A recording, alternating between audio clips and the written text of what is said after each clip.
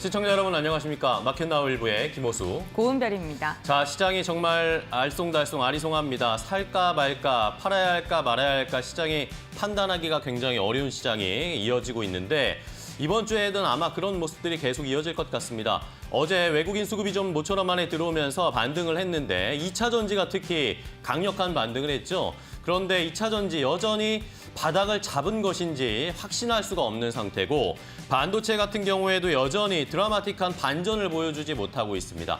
바이오가 그나마 잘 가고 있는데 너무 또 높은 건 아닌가, 가격이 비싼 건 아닌가라는 의구심이 들고 있는 상황이고 미국의 금리 인하가 진짜 시장에 도움이 되는 건 맞는지 이것도 아리송한 상황이고 이제 또 간밤에 뉴욕 증시가 노동절 휴장이었기 때문에 오늘 시장은 더 방향타 없이 시작하기 때문에 더 어려운 시장일 수밖에 없습니다. 이런 것들을 하나씩 좀 헤쳐나가야 하는 이번 주 어려운 시장입니다. 네, 그렇습니다. 증시에 상단이 꽉 막혀 있다 보니까 투심도 좀 꽁꽁 얼어붙은 모양새입니다. 네. 우선 유가증권 시장의 거래량 자체가 5년 만에 최저치를 기록하고 있다고 하고요. 대개성 자금인 CNA 통장 같은 경우에는 지금 최고 많은 금액들이 쌓이고 있는 모습이라고 합니다. 정확한 모멘텀이 없다 보니까 우선은 돈을 갖고 있다가 증시의 상승 동력이 나타날 때 투자를 하겠다라는 그러한 심리가 시장을 장악하고 있는 상황인데요. 사실 증시 전문가들조차도 시장의 방향성에 대해 의견이 분분하게 엇갈리고 있는 상황입니다. 네. 하지만 이러한 상황 속에서도 우리가 투자 포인트를 잘 찾는다면 공통점은 있기 마련이고요. 현명한 투자 전략 세워볼 수 있지 않을까요? 네, 자 이렇게 시장이 좀 어렵습니다. 우리 시장이 특히 더 어려운 상황인데 이러면 오늘 또 어떤 투자 포인트를 잡아야 할지 하나씩 알아보도록 하겠습니다. 먼저 이슈레이더를 통해서 일단은 전 세계가 열광하고 또 실적도 찍히고 하는 업종이 있습니다. 바로 K-뷰티와 관련된 업종 종목들 투자 전략을 알아보도록 하겠고요. 자, 어제 모처럼 만의 반등을 강하게 보여줬던 2차 전지 이제는 정말 반전할 수 있을까요? 자세하게 분석해 보도록 하겠습니다. 네, 지수단에서 답답한 흐름이 이어지자 코스피가 과연 2,700을 돌파할 수 있을까에 대한 궁금증들 갖고 계실 텐데요. 이평선 돌파 여부에 대한 이야기 한번 나눠보도록 하겠고요. 이와 함께 여름철에 쉬어갔던 음식료 업종 과연 저가 매수의 기회일지 조정을 매수로 삼아야 될지 투자 포인트도 짚어보도록 하겠습니다. 마지막으로 이코노미톡에서는 KB국민은행 장재철 박사와 함께 최근에 발표된 수출 데이터 그리고 중국에서 발표되고 있는 경제 지표들을 통해서 9월의 투자 방향 더 자세하게 잡아보도록 하겠습니다. 네, 그럼 화요일도 힘차게 출발하는 마켓나우 1부 지금 시작하겠습니다.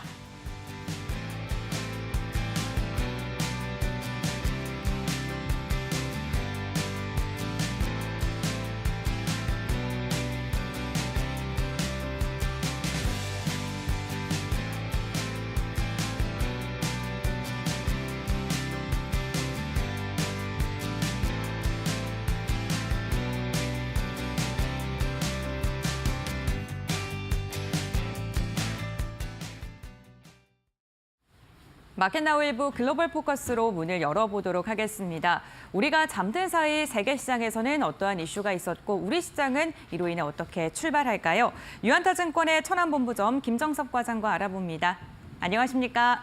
네, 안녕하십니까? 네, 과장님 우선 간밤 미증시는 노동절로 휴장을 했습니다. 어떠한 글로벌 이슈를 좀 집중적으로 보셨을지 궁금합니다. 네, 간밤미 증시는 노동절 연휴를 휴식하며 큰 변동성을 보였던 8월장을 마감하면서 재정비에 들어갔는데요. 하반기 들어 미국 빅테크에 대한 밸류에이션 부담이 커지고 다우지수가 나스닥을 아웃퍼폼하며 순환 매장이 들어서는 모습이었습니다. 또한 금리 인하 기대감에 부경제를 수혜 업종으로 하는 트럼프 트레이드가 일어나며 지난달 나스닥이 3% 오를 동안 금융업종이 5% 상승하며 시장의 관심이 금융주로 이동하기도 했는데요. 반면에 올해 AI 랠리를 이끈 엔비디아의 경우 소확개미들이 두 달 연속 주식에 팔아치우는 형태로 보이고 있습니다. 순매도 규모가 9천억에 이르며 AI 산업의 수익화에 대한 의구심이 커지면서 비중을 줄이고 있는 것으로 보고 있는데요. 아직 고점론을 우려할 만한 수준은 아니지만 단기적으로 빅테크 종목의 가격 조정이 불가피한 흐름 속에 수단매가 이어질 전망입니다. 한편 일본 증시도 약 한 달 만에 장중 39,000선을 다시 넘어서며 회복 국면으로 들어섰는데요. 9월 연준이 기준금리를 인하할 예정으로 미 달러화 대비 엔화가 약세를 보인 것도 수출주를 중심으로 매수 심리를 자극했습니다. 수출주인 도요타를 비롯해 경기 민감주가 다시 강세를 보이는 모습으로 최근 국내 증시와 가장 커플링이 되어서 움직이기 때문에 일본 증시의 이러한 부분도 함께 봐주시면 좋을 것 같습니다. 네, 그렇군요. 일본 증시가 최근 흐름이 괜찮은 모습 나타나고 있는데 국내 증시 역시나 비슷한 움직임을 이어간다라고 코멘트를 달아주셨습니다. 그렇다면 오늘 우리 증시 상승으로 출발할까요? 어떻게 예상하시나요? 네, 금일 국내 증시는 돌아온 외국인의 매수 흐름의 영향을 받아 상승 시장 예상하고 있는데요. 전일 국내 증시의 경우 7개월 만에 돌아온 외국인의 순매수 흐름 덕분에 장중 등락을 거듭하다가 강보합세로 마감되었습니다. 장 초반 약세를 보이던 삼성전자와 SK하이닉스가 니케이 한국 제조업 PMI 지수가 발표된 이후 외국인의 매수 포지션 전환이 이루어졌는데요. 이와 함께 한국의 올해 수출이 작년보다 11.4% 증가하면서 11개월 연속 플러스 흐름이 이어진 것도 상승 동력으로 작용했습니다. 또한 올해 들어 주가가 반토막 나며 투자 심리가 크게 훼손됐던 2차원지 섹터가 다시금 달리고 있는데요. 이달 단행된 미국의 기준금리 인하의 대표 수혜주로 분류되었고 최근 전기차 산업에 친화적인 미국 민주당 후보 해리스 부통령이 지지율이 강세를 이어간 부분도 영향을 미쳤습니다. 그리고 유럽연합의 관세 장벽 효과로 7월 중국 전기차 점유율이 하락했다는 소식이 전해지며 국내 2차원지 셋업체들이 급등이 이어졌는데요. 저가 메리트의 밸류에이션 부담 해소가 2차원지 섹터에 긍정적인 영향을 미치는 모습입니다. 하지만 국내 증시가 여전히 주가의 상승 여력을 찾기가 쉽지 않은 상황에서 박스권을 형성할 가능성이 크다고 보는데요. 반도체 그리고 바이오 등의 주도주로 여길 수 있는 성장주 섹터가 잠시 쉬어갈 때 밸류에이션 부담이 적고 하방 경직성에 기댈 수 있는 실적 기반 가치주로의 포트폴리오 전환 같은 전략이 현 상황에서 앞으로 좀 도움이 될 것이다라고 예상하고 있습니다. 네, 알겠습니다. 과장님, 오늘 말씀 여기까지 듣겠습니다. 고맙습니다. 네, 감사합니다. 네, 어제 오랜만에 외국인의 매수세가 우리 시장으로 강하게 유입됐던 하루였습니다. 낙폭 과대 2차 전지 그리고 저평가 실적주에 대해서 긍정적인 코멘트 달아주셨으니까요. 투자하시는 데 참고해보시면 좋을 것 같습니다. 지금까지 글로벌 포커스였습니다.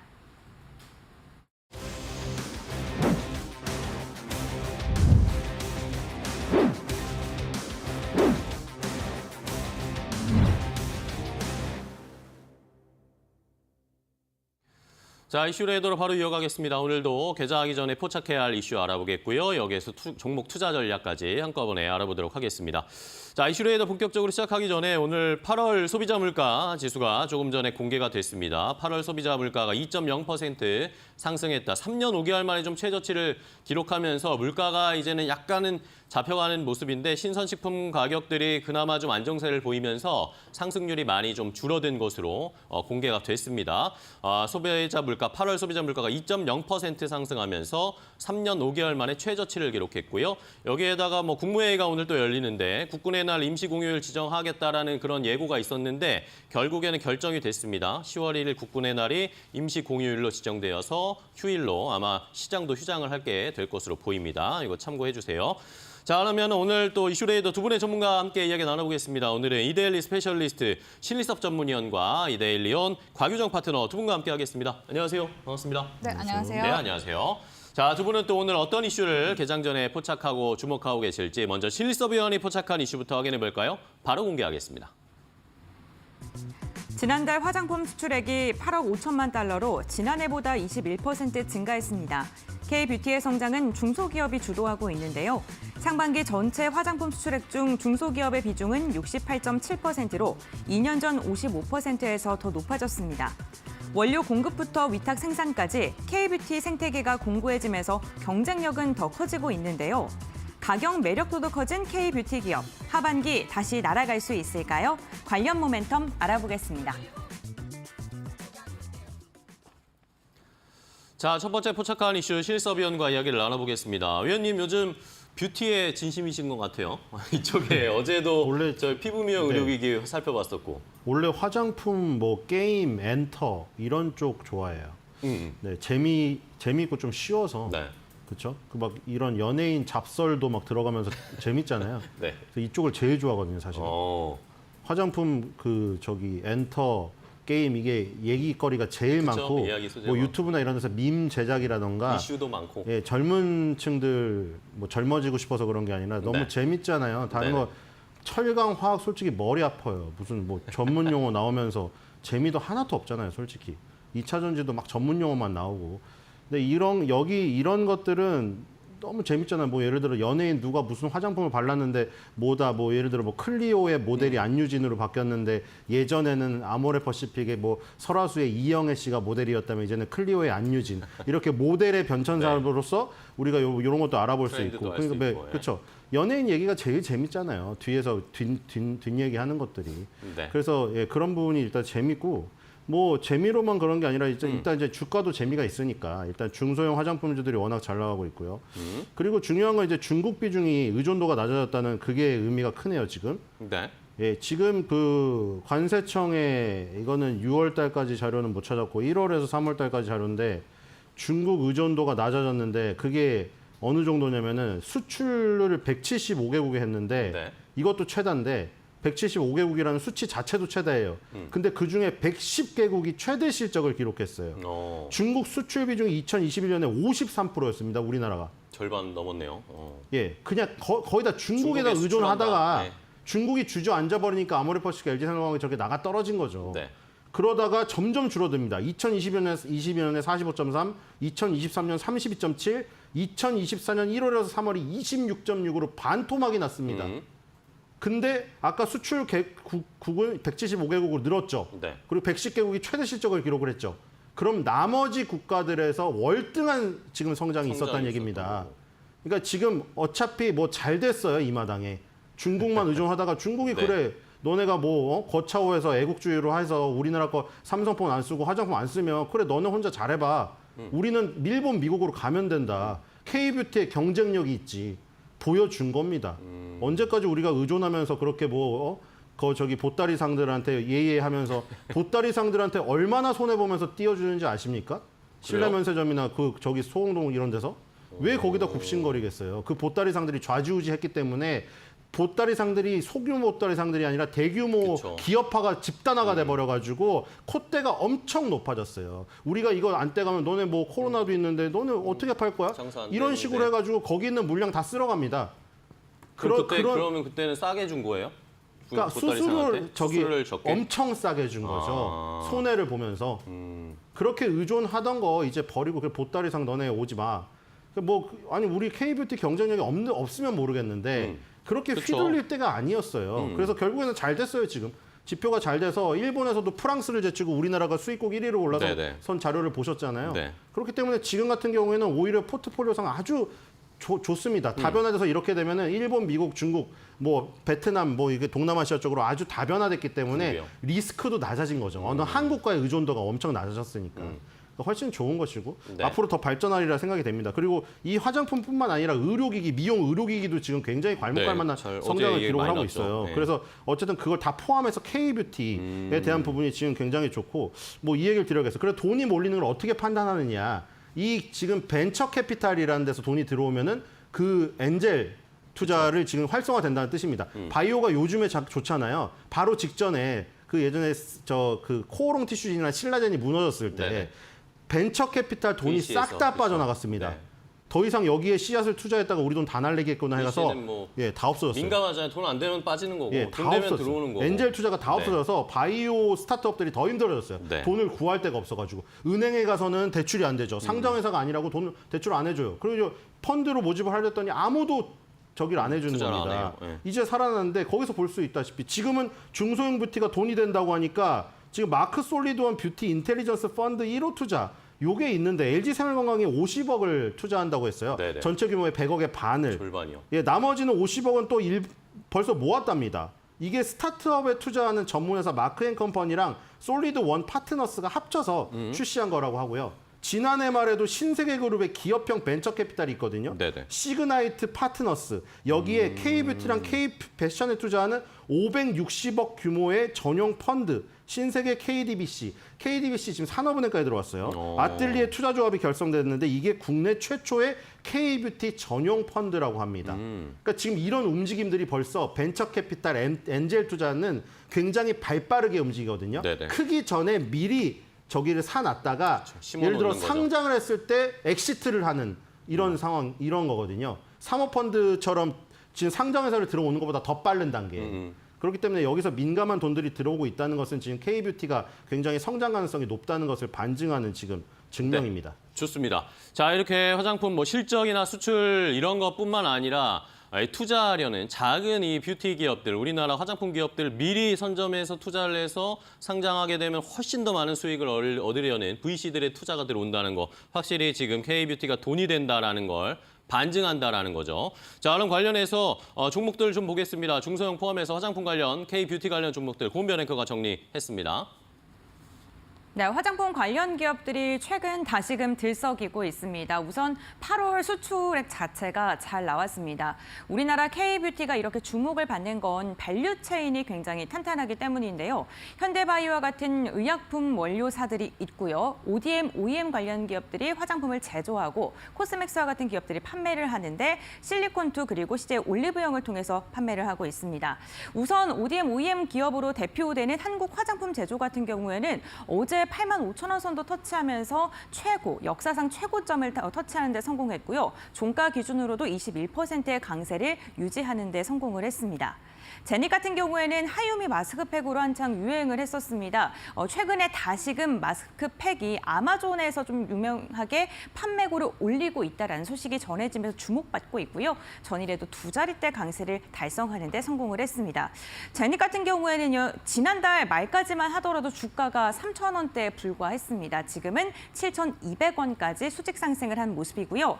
실리콘2 같은 경우에도 6% 이상의 강세를 보이면서 종가를 체결했습니다. 드디어 4만 원 선을 다시금 돌파하는 데 성공을 했는데요. 미국의 물류센터를 인수했다는 소식이 전해지면서 투자 심리가 우호적으로 흘러갔습니다. 화장품 관련 기업들 전반적으로 좀 다시금 들썩이는 모습이 나타나고 있는데요. 다만 지난 2분기 때 높아진 눈높이에 충족하지 못하는 실적을 발표하면서 주가가 급락을 했던 기업들도 많았기 때문에 과연 지금 접근해도 될지에 대한 의문은 있으실 것 같습니다. 그렇다면 화장품 관련 기업들 어떠한 종목을 선택해야 될까요? 지금부터 알아보시죠.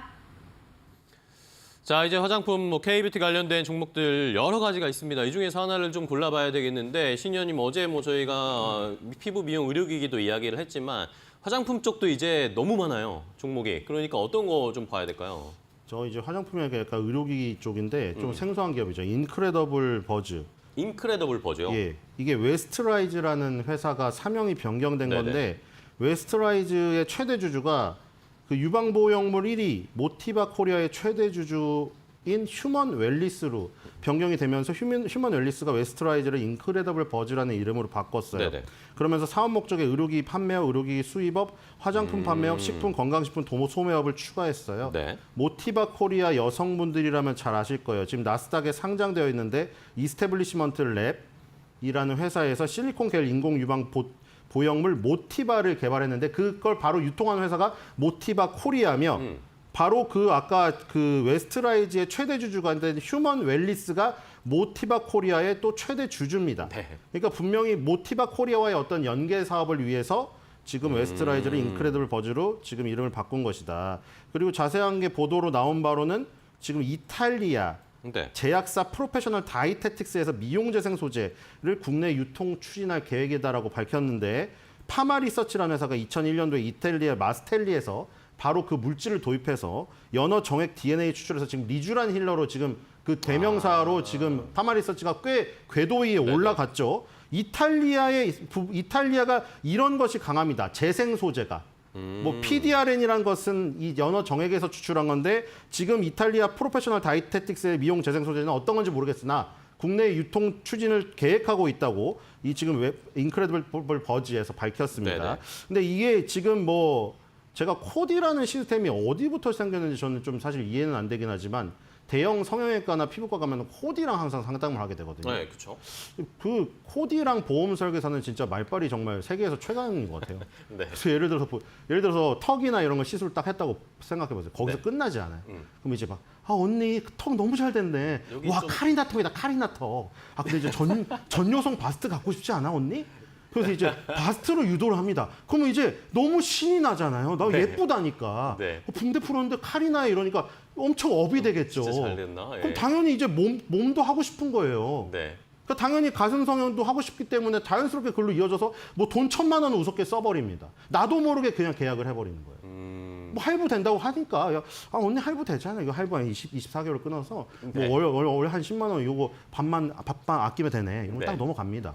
그래서 어쨌든 간에 모티바 코리아와 지금 협업을 해가지고 뭔가 이탈리아의 재생 물질을 수입을 해가지고 지금 뭐 물질 도입해서 지금 유통한다고 하니까 아마 이쪽으로 좀 그 가능성이 부각되지 않을까 싶습니다. 그래서 미용 의료기기의 새로운 네. 어떤 파마 리서치의 뒤 발자취를 따라가는 이런 회사로서 발돋움할 수 있지 않을까 생각이 됩니다. 네, 알겠습니다. 자, 모티바 코리아 이탈리아 쪽에서 계속 협업을 하면서 사업을 확장을 하고 있는데 말씀해 주신 것처럼 파마 리서치처럼 앞으로 뭐 좀 성장할 수 있지 않을까. 최근에 또 많이 생소한 분들 많으실 텐데 최근에 주가는 좀 또 잘 올라오고 있어요. 어제도 급등이 좀 나왔고 뭐 인크레더블 버즈 임신영 대표가 또 회사 주식 자사주를 매입했다 이런 소식도 좀 있으면서 주가가 반응들을 좀 하고 있습니다. 그분이 말씀하신 겁니다. 그렇습니다. 이탈리아 제약사. 알겠습니다. 좋습니다. 자, 첫 번째 함께 확인해봤고요. 자, 가규정 파트너님도 이 KBT에 관련해가지고 네. 관심 많으시잖아요. 그죠? 네, 어떤 종목 볼까요?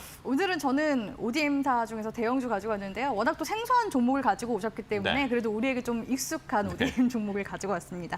코스메카 코리아 코스메카 가지고 코리아? 왔는데요. 네. 상반기까지만 잘 가고 해도 있는데 계속 갈까요? 네, 코스맥스와 코스메카 코리아가 ODM 쪽에서 거의 양대 산맥으로 강하게 올라갔었는데 전일 보니까 한국 화장품 제조가 지금 신고가 흐름 만들어지고 네, 그렇죠. 있고요. 코스맥스 같은 경우에는 최근 중국 매출이 좀 저조하면서 주가가 좀 조정을 강하게 주고 꺾였는데. 있는데 코스메카 코리아는 여전히 지금 상단 흐름을 탐색하고 있는 중이기 때문에 어차피 올라가는 또 장이지 않습니까? 그렇기 때문에 코스메카 코리아 지금 시점에서 추가적인 상승세가 나올 수 있는지 좀 주목을 해보셨으면 좋겠다 말씀을 드리고 싶고요. 네. 저는 이제 기업들을 이제 볼 때 어떻게 이제 왜냐면 특징적인 제품들을 위주로 저는 남기를 하는 편입니다. 미샤 같은 경우에는 최근 뭐 중국이나 이런 데서 홍비비, 그러니까 미샤의 비비크림이 유명하잖아요. 근데 그 미샤의 비비크림을 사실 ODM 쪽에서 이제 만든 곳이 이 코스메카 코리아라고 코리아예요. 보시면 될 것 같고요. 코스메카 코리아 쪽에서 2005년도에 이제 비비크림을 개발해서 세상에 내놨었는데 그때는 이제 한스킨이 사실 좀 더 유명하긴 했었습니다. 네네. 그래서 저도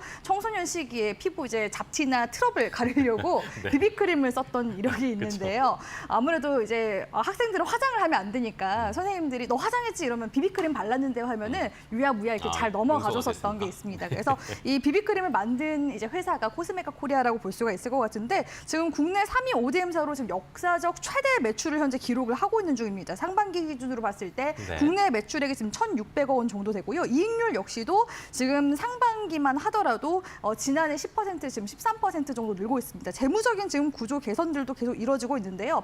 부채 비율은 점점 낮아지고 있고요. 수익성 지표가 지금 좀 더 이제 돋보이는 상황인데 자기 자본 이익률이 지난해까지만 해도 14% 이것도 굉장히 높게 쳤었거든요. 네. 근데 올해는 22% 정도까지 늘어날 것으로 지금 추산이 되고 있고요. 특히 코스메카 코리아는 지금 현재 코스피 시장으로 이전 상장 지금 승인이 가결이 된 상황이라고 볼 수가 있겠습니다. 지금 글로벌 ODM사로 지금 계속해서 등극을 하고 있는 중이기 때문에 해외 쪽에 그런 신뢰도를 얻기 위해서라면 아무래도 유가증권 쪽에 상장을 하는 게 조금 더 유리할 수가 있겠죠. 그래서 지금 코스피 이전 상장을 추진하고 있고 끝으로 지금 자회사 쪽 인그루드랩이 지난해부터 배당을 주기 시작했는데 코스메카 코리아는 이전에 2017년도, 18년도만 이제 2번 정도 배당하고 배당 소식이 없었거든요. 이러한 지금 재무 구조 개선들을 바탕으로 해서 계속해서 영업이익도 늘고 있는 추세이기 때문에 배당 재개에 대한 기대감, 주주 환원에 대한 기대감까지 가져가 볼 수 있어서 현 시점에서 코스메카 코리아 주목해 보셨으면 좋겠고요. 아무래도 네. 지금 주가 좀 부담이 있을 수 있는데 현 구간에서부터 한 10,000원 정도 이제 하단 구간 73,000원대 지지 구간으로 보면서 상당 계속해서 우리 시청자분들도 방향성 보시길 바라겠습니다. 네, 알겠습니다. 자, 코스메카 코리아는 뭐 화장품주들이 최근에 주가 좀 조정받고 쉬어가는데 여전히 좀 견조하네요. 상승 추세를 이어가고 있으니까 코스메카 코리아 한번 주목해 보도록 하겠고요. 뭐 해외 중국이나 프랑스 자본 이런 쪽에서도 우리나라 국내 뷰티 스타트업에 투자를 많이 하고 우리 K뷰티가 강하다라는 거, 경쟁력이 있다라는 것을 그대로 반증을 보여주고 있습니다. 계속해서 조금 쉬었던 화장품 K뷰티 관련 종목들 다시 갈 수 있을지 한번 잘 지켜보도록 하겠습니다. 첫 번째 이슈 포착을 해봤고요. 자, 이번에 가규정 파트너가 포착한 이슈 두 번째로 확인해 보겠습니다. 바로 공개하겠습니다.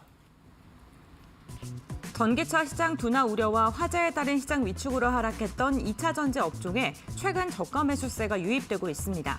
하나증권은 주가의 하락폭이 크기에 반등 기대감이 형성되는 것은 당연하다며 작은 호재에도 민감하게 반응하고 있다고 분석했는데요. 여기에 유럽연합 관세 장벽 효과로 유럽 전기차 시장에서 중국 전기차 점유율이 하락했다는 소식도 우르 기업에겐 긍정적으로 작용했습니다. 그렇다면 2차 전지는 단기 반등일까요? 추세적 전환일까요? 지금부터 알아보시죠. 자, 두 번째 포착한 이슈는 바로 2차 전지 배터리 관련된 이야기입니다. 여러 가지 악재들과 안 좋은 이야기들, 실적 안 좋다. 여러 가지 악재들 겹겹이 쌓여 있었는데 2차 전지가 조금씩 꿈틀거리기 시작했습니다. 네. 자, 이걸 어떻게 봐야 할지 어제도 여러 감론을박이 많았습니다. 어제 네. 2차 전지의 반등 의미 어떻게 보세요? 일단 좀 저가 매수세가 이제 유입이 되고 있다라는 부분들, 그러니까 매수세가 유입이 되고 있다는 것은 또 그만큼 또 시장에 또 관심도가 이제부터 생기기 관심이 좀 쏠렸어요. 시작했다라는 네. 측면에서는 당연히 이제 긍정적이라고 볼 수 있을 것 같은데요. 반도체 같은 경우에는 수출도 실적이 계속 지금 늘어나고 있는데 조금만 못해도 시장에서 실망해. 많이 흔들리잖아요. 그런데 이 2차 전지 업종 같은 경우에는 하도 이번 연도 내내 전기차 캐즘, 그러니까 성장 중 일시적인 수요 둔화 현상을 두고서 굉장히 말도 많고 탈도 많고 네. 내내 낙폭이 좀 크다 보니까 조금만 호재가 나오더라도 반등이 좀 강하게 나와주는 게 이 정도 아닐까. 나왔어? 이런 느낌입니다. 네, 라고 보여집니다. 사실 이렇게 지금 2차 전지 쪽 섹터가 좀 관심도가 이제 쏠리기 시작한 시기가 이제 지난달부터였다고 볼 수 있을 것 네네, 같은데요. 그렇죠. 지난달은 사실 전기차 화재 관련 이슈가 시장에 네, 한번 불 강하게 화재 때문에 한참 또 이야기 들었잖아요. 많았는데. 네, 그 중국산 이제 배터리에서 촉발된 이 화재가 결국에는 우리 국내 배터리사 입장에서는 조금 더 기술력이 이제 우위에 있기 때문에 반사익 수혜가 수혜를 될 볼 수 거다. 있을 것이다라는 이야기가 들어오면서 LG 에너지 솔루션 지금 한 달 내내 상승세를 지금 타주고 그러니까요. 있는 중이고요. 여기에다가 추가적으로 또 긍정적인 이슈들이 또 나와주고 있는데 밸류 프로그램 관련해서요. 지금 이제 포스코 같은 경우에도 올 4반기 밸류업 이제 공시를 낼 수 있다라는 이야기가 지금 들리자마자 전거래 같은 경우 포스코 그룹주들이 강세 움직임이 나오기도 했었고, 그러니까 상반기까지만 해도 금융사 쪽에서 밸류업 프로그램에 이제 가담했기 때문에 관련 이제 상승세가 나왔었는데 지금 하반기가 되니까 비금융사 쪽에서 그쵸. 특히 현대차나 대기업들이 네, 하나씩. LG 이런 그룹주들도 이제 밸류업에 슬슬 참여하는 모습들이 나와주면서 거기서 이제 조금 더 불을 지핀 게 아닌가라고서 이제 보여지고요. 지금 이제 미국과 EU 쪽의 캐나다 관세 이런 이제 부분들도 보면은 지금 뭐 미국 같은 경우는 지금 관세부가 조금 일정이 미뤄지긴 했지만 곧 네. 관세 부과를 하게 될 예정이고요. EU 같은 경우에서도 지금 유럽 쪽에서 작년부터 이제 핵심 원자재법이나 올해 같은 경우에는 넷제로 산업법 입법 절차도 이제 마무리하게 되면서 본격적으로 지금 중국에 관세 부과하겠다라고 이야기를 하고 있고, 네네. 캐나다 같은 경우에도 최근에 이 중국 전기차 관련해서 관세 부과하겠다라는 이슈가 계속 연달아서 나와주고 있거든요. 이런 부분들이 결국에는 좀 투심에 있어서 다시금 이제 그 중국의 전기차를 배제하게 되면은 나머지 기업들이 당연히 반사익도 수혜를 볼 수 네네. 있잖아요. 그런 부분들에 있어서 지금 투심이 또 되살아나는 부분들도 있을 거다라고 보여지고요. 끝으로 지금 이제 금리 인하 시기잖아요. 네네. 지금 이 전기차 쪽 같은 경우에는 투자가 지금 계속 많이 단행이 되고 있는 중입니다. 우리나라 기업들이 지금 유럽이라든지 미국, 캐나다 쪽에 지금 공장 증설 거의 조 단위로 지금 들어가고 있는 상황이라고 볼 수가 있을 것 같은데요. LG 에너지 솔루션만 하더라도 2024년도에서 지금 2025년도 이 지금 공장에 한 8개 정도 지금 증설하고 있거든요. 한 10조 원 안팎의 지금 투자 지출이 들어가고 있는 상황이고요. 포스코 그룹 같은 경우에도 지금 포항, 광양, 캐나다 등 국내외 사업장에 지금 차 준공을 앞두고 있기 때문에 사실 지금 자금 조달이 굉장히 또 절실한 상황입니다. IRA 그런 세제 혜택뿐만 아니라 추가적인 자금 조달에 있어서는 금리 인하가 사실 되게 네네. 중요한 부분이거든요. 그러니까 이와 같은 금리 인하에 대한 기대감까지 들어와주면서 성장주로서의 그런 이제 부분들이 계속 맞물리는 것 같다라고 보여지고요. 네. 여기에 또 현대차 같은 경우도 전기차 캐즘에도 불구하고 북미 점유율을 늘어나고 있다라는 부분들도 이런 투심에 있어서 긍정적인 영향을 준 것으로 봤을 때 네. 일단 다음 주 TV 토론회가 가장 중요할 것 같은데요. TV 토론회 전까지는 일단은 관련 모멘텀이 들어와줄 가능성이 높고, 아무래도 대표적인 해리스 트레이드 관련 업종이다 보니까 TV 토론회 이후에 해리스가 만약에 승기를 잡을 경우 네. 추가적인 상승세가 조금 더 이어져 나올 수도 있을 것 같다라고서 정리 도와드리도록 하겠습니다. 네, 알겠습니다. 자, 금리 인하가 이제 임박해 있는 상황이고 EU에서 중국 전기차 제재하고 해리스 후보가 생각보다 선전하고 있고 여기에다가 밸류업과까지 함께 가세가 됐습니다. 여기에다가 가격이 낮아질 대로 낮아졌다. 자, 2차 전지 관련 종목들 그럼 최근의 흐름은 어떨까요? 곤별 앵커가 정리해드리겠습니다. 네, 침체됐던 2차 전지 기업들이 일제히 반등했던 하루였습니다. 우선 포스코 그룹주들 같은 경우에는 밸류업에 대한 기대감도 얹혀지면서 14% 급등을 했고요. 엔캠은 코스닥 시총 30위권 내에서 가장 높은 상승률을 기록한 모습도 나타났습니다. 에코프로비엠이 전일 8% 이상 강세를 보이면서 알테오젠을 제치고 다시금 코스닥 시가총액 1위를 터치하는 데 성공을 했고요. LG 에너지솔루션 같은 경우에는 5개월 만에 처음으로 40만 원 선을 돌파하는 데 성공하기도 했습니다. 2차 전지 관련 기업들 전이 저가 매수세가 강력하게 유입되면서 9월 첫 거래일 굉장히 좋은 흐름이 나타났었는데요. 과연 이 같은 종목군들 가운데 우리 어떤 종목을 눈여겨봐야 될까요? 지금부터 알아보시죠. 자, 2차 전지 관련 종목 어제 급등이 나왔습니다. 포스코 퓨처 M 같은 경우에는 10% 넘게 급등이 나왔고요. 자, 그렇다면은 강희정 파트너와 종목을 보기 전에 그러면 결국에 2차 전지 이제는 어제 그냥 단순히 기술적 반등이었을 것 같습니까? 아니면 추세적으로 전환된 것 같습니까? 요거 단도직입적으로 대답해 주시고 종목 알려주세요. 저는 이제 추세 전환이 시작되지 않았나? 그래요? 라고서 일단은 말씀을 좀 드리고 싶고요. 더 빠지면은 이제 바닥에서 지하로 가는 것밖에 없기 또 내려갈 게 때문에 있나요? 네, 지금 바닥 구간은 어느 정도 좀 잡혀 나가는 것 같다라고서 이제 보여지고요. 보통 이제 업황 사이클상 보면은 2, 3년 주기로 가잖아요. 이게 작년에 한번 고점 찍고 지금 뭐 한 1년 반 정도 조정을 준 상황이기 때문에 여기서부터 추세가 점차적으로 저점이 좀 올려지면서 횡보 구간으로 가거나 내지는 아예 이제 반등 국면으로 가거나 이렇게 될 것 같습니다. 네, 그래서 그럼 어떤 종목 볼까요? 오늘은 그럼에도 불구하고 좀 불안감이 남아 있으신 분들도 있을 것 그쵸? 같아요. 배터리 관련 종목들을 공략하는 데 있어서. 그래서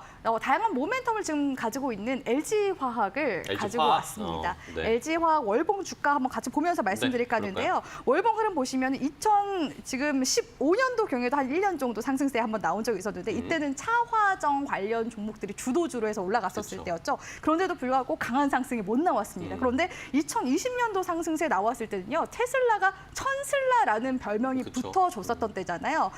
LG화학 쪽에서 LG 에너지 솔루션이 물적 분할하게 되면서 분할하기 그 전이었죠. 이후로 이제 주가가 완전히 원점으로 지금 현재 돌아간 상태라고 볼 수가 있을 것 같은데요. 그럼에도 불구하고 LG화학 지금 현재 양극재 소재 쪽에서는 지금 현재 계속해서 사업을 이어나가고 있는 중이다라고 볼 수가 있을 것 같습니다. 그런데 지금 최근에 양극재 관련해서는 조금 말이 이견이 좀 엇갈리는데요. 올해 지금 양극재 판매 가격이 반등 중이라서 증권가 쪽에서는 영업이익률이 한 9%에서 10% 정도는 나올 거다. 고가 원재료 투입에 따른 부담이 해소될 거다라는 이야기가 나오고 있지만 지금 보니까 또 한쪽에서는 지금 양극재 수출량이 급감하고 있어서 수익성에 장애물이 될 것이다라는 부분들이 있습니다. 그래서 이런 이견들이 좀 있다라는 부분들은 좀 참고를 해주시면 좋을 것 같고요. 그럼에도 불구하고 지금 LG화학 쪽에서 미국 최대 지금 테네시 쪽에 양극재 공장에 4조 정도 지금 현재 투자를 해서 공장을 지금 계속 짓고 있는 중이라고 볼 수가 있을 것 같은데요. 2025년도 말까 내년부터 본격적으로 양산에 들어갈 예정이라고 하고요. 대부분의 지금 2차 전지 관련 소재 기업들이 내년부터 본격적인 양산을 시작한다라는 점에서 이렇게 또 수요가 강하게 또 폭발할 수 있는 시가 2025년도에서 2026년도경으로 우리 시청자분들도 보시면서 가시면 좋을 것 같습니다. 2027년도에 추가적으로 공장 증설 시에는 연간 12만 톤 규모의 양극재 생산 능력을 확보하게 되는데요. 이는 1회 충전 시 500km 주행 가능한 고성능 전기차 120만 대분 배터리 분량이라고 합니다. 그래서 이 부분 참고하시고 제가 다양한 모멘텀이 있다라고 말씀을 드렸었는데 지금 LG화학 쪽에서 제약바이오 신약 사업도 지금 현재 단행을 하고 있는 중입니다. 특히나 캐시카우 역할을 하고 있는 게 성장 호르몬제 유트로핀이라고 볼 수가 있을 것 같은데요. 국내에서는 시장 점유율 지금 40% 가져가고 있는 성장 호르몬제이기도 하고요. 이제 앞으로 다가오는 10월 달에는 위고비가 한국에 이제 출시가 될 예정입니다. 비만 치료제죠. 근데 이 비만 치료제 관련 이슈 지금 LG화학 쪽에 들어오고 있다는 거. 지난 1월 달에는 미국 제약사 리든 파마슈티컬스의 희귀 비만증 신약 후보 물질 관련해서 기술 이전하는 계약을 체결했는데 현재 임상 이상에 지금 들어가 있는 중이라고 합니다. 그래서 이런 제약바이오 관련 모멘텀까지 봤을 때 지금 주가 움직임 상당히 저평가되어 있다고 보고 있고요. 최근에 주가 반등세로 돌아서고 있는데 적어도 7월 달 이전 구간대까지 36만, 37만 원 구간대까지는 무난하게 반등세 나와줄 가능성이 높아서 돌파할 경우에는 완전히 추세 전환으로 보시면서 흐름 대응해 나가셨으면 좋겠습니다. 네, 알겠습니다. 자, LG화학 확인을 해보면서 허기정 파트너님은 어쨌든 2차 전지 추세 전환 시작됐다라는 그런 의견을 주셨어요. 자, 그럼 신의원 님도 궁금해요. 같은 질문 드릴게요. 추세 전환입니까? 기술적 반등입니까? 지금은 SK 하이닉스가 LG 에너지 솔루션보다 그리고 에코프로비엠보다 한미반도체가 우위에 있다고 보시면 되고요. 그 시소 라인이 형성된 거는 평생 갈 수밖에 없다고 했죠. 처음부터 실타래가 얽혔기 때문에. 네네. 그 둘이 반도체와 계속 시속 2차전지. 게임을 하는 거예요. 반도체가 주저앉으면 2차전지 가고 2차전지가 주저앉으면 반도체가 가는데 레벨의 문제인 거죠. SK 하이닉스랑 한미반도체는 이동평균선을 아래 깔고 있는 상태에서 이격 조정을 하고 있는 것이고 LG 에너지 솔루션이랑 지금 그 에코프로 BM은 추세가 깨진 다음에 밑에서 기술적 반등을 하다가 다시 저항에 부딪히는 단계죠. 결국에는 SK 하이닉스 한미반도체를 노리는 것이 좀 더 상식적이다 이렇게 네. 생각이 그럼에도 됩니다. 2차전지 중 하나 볼까요? 그럼에도 본다는 것은 차트의 모습이 반도체랑 유사하기 때문에 가져온 것이죠. 좋아요. 대주전자재료는 대주전자재료. SK 하이닉스랑 한미 반도체랑 똑같습니다. 20개월 선 위에서 급등을 해서 신고가를 갱신한 다음에 3개월째 조정인데 3개월째 조정한 게 10개월 선에 딱 맞아떨어지고 있습니다. 지금 엔비디아도 그렇고요. 브로드컴도 그렇고요. 다 그래요.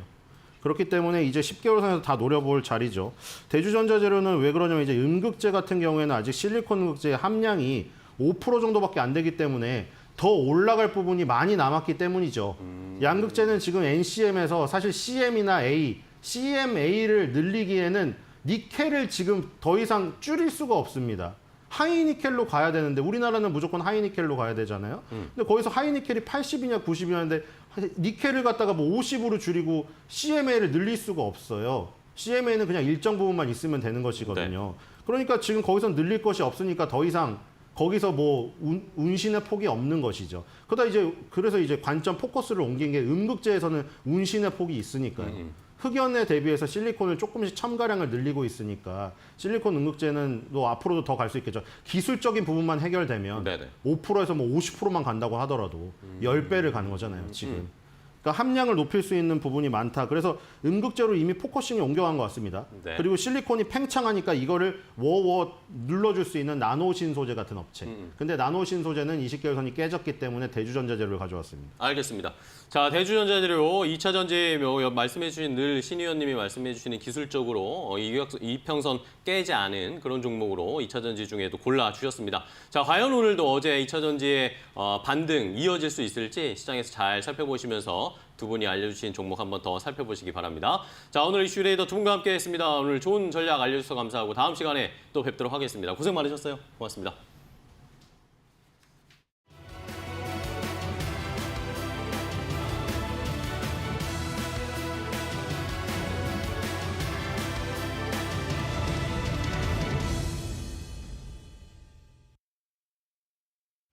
네, 마켓 리포트에서 오늘도 두 가지 종목 함께 살펴보도록 하겠습니다. 먼저 IBK투자증권에서 내놓은 신세계푸드 관련한 리포트인데요. 제목에 기업가치 상승 시그널 포착이라고 달았네요.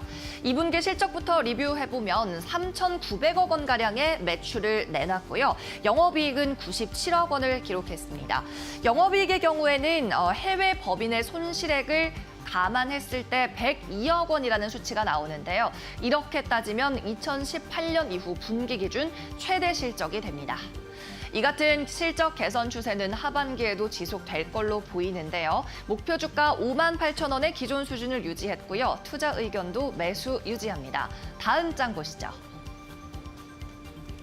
신세계푸드 같은 경우에는 노브랜드 버거의 가맹점 출점이 확대됐고요. 또 반대로 직영점은 줄어들었습니다.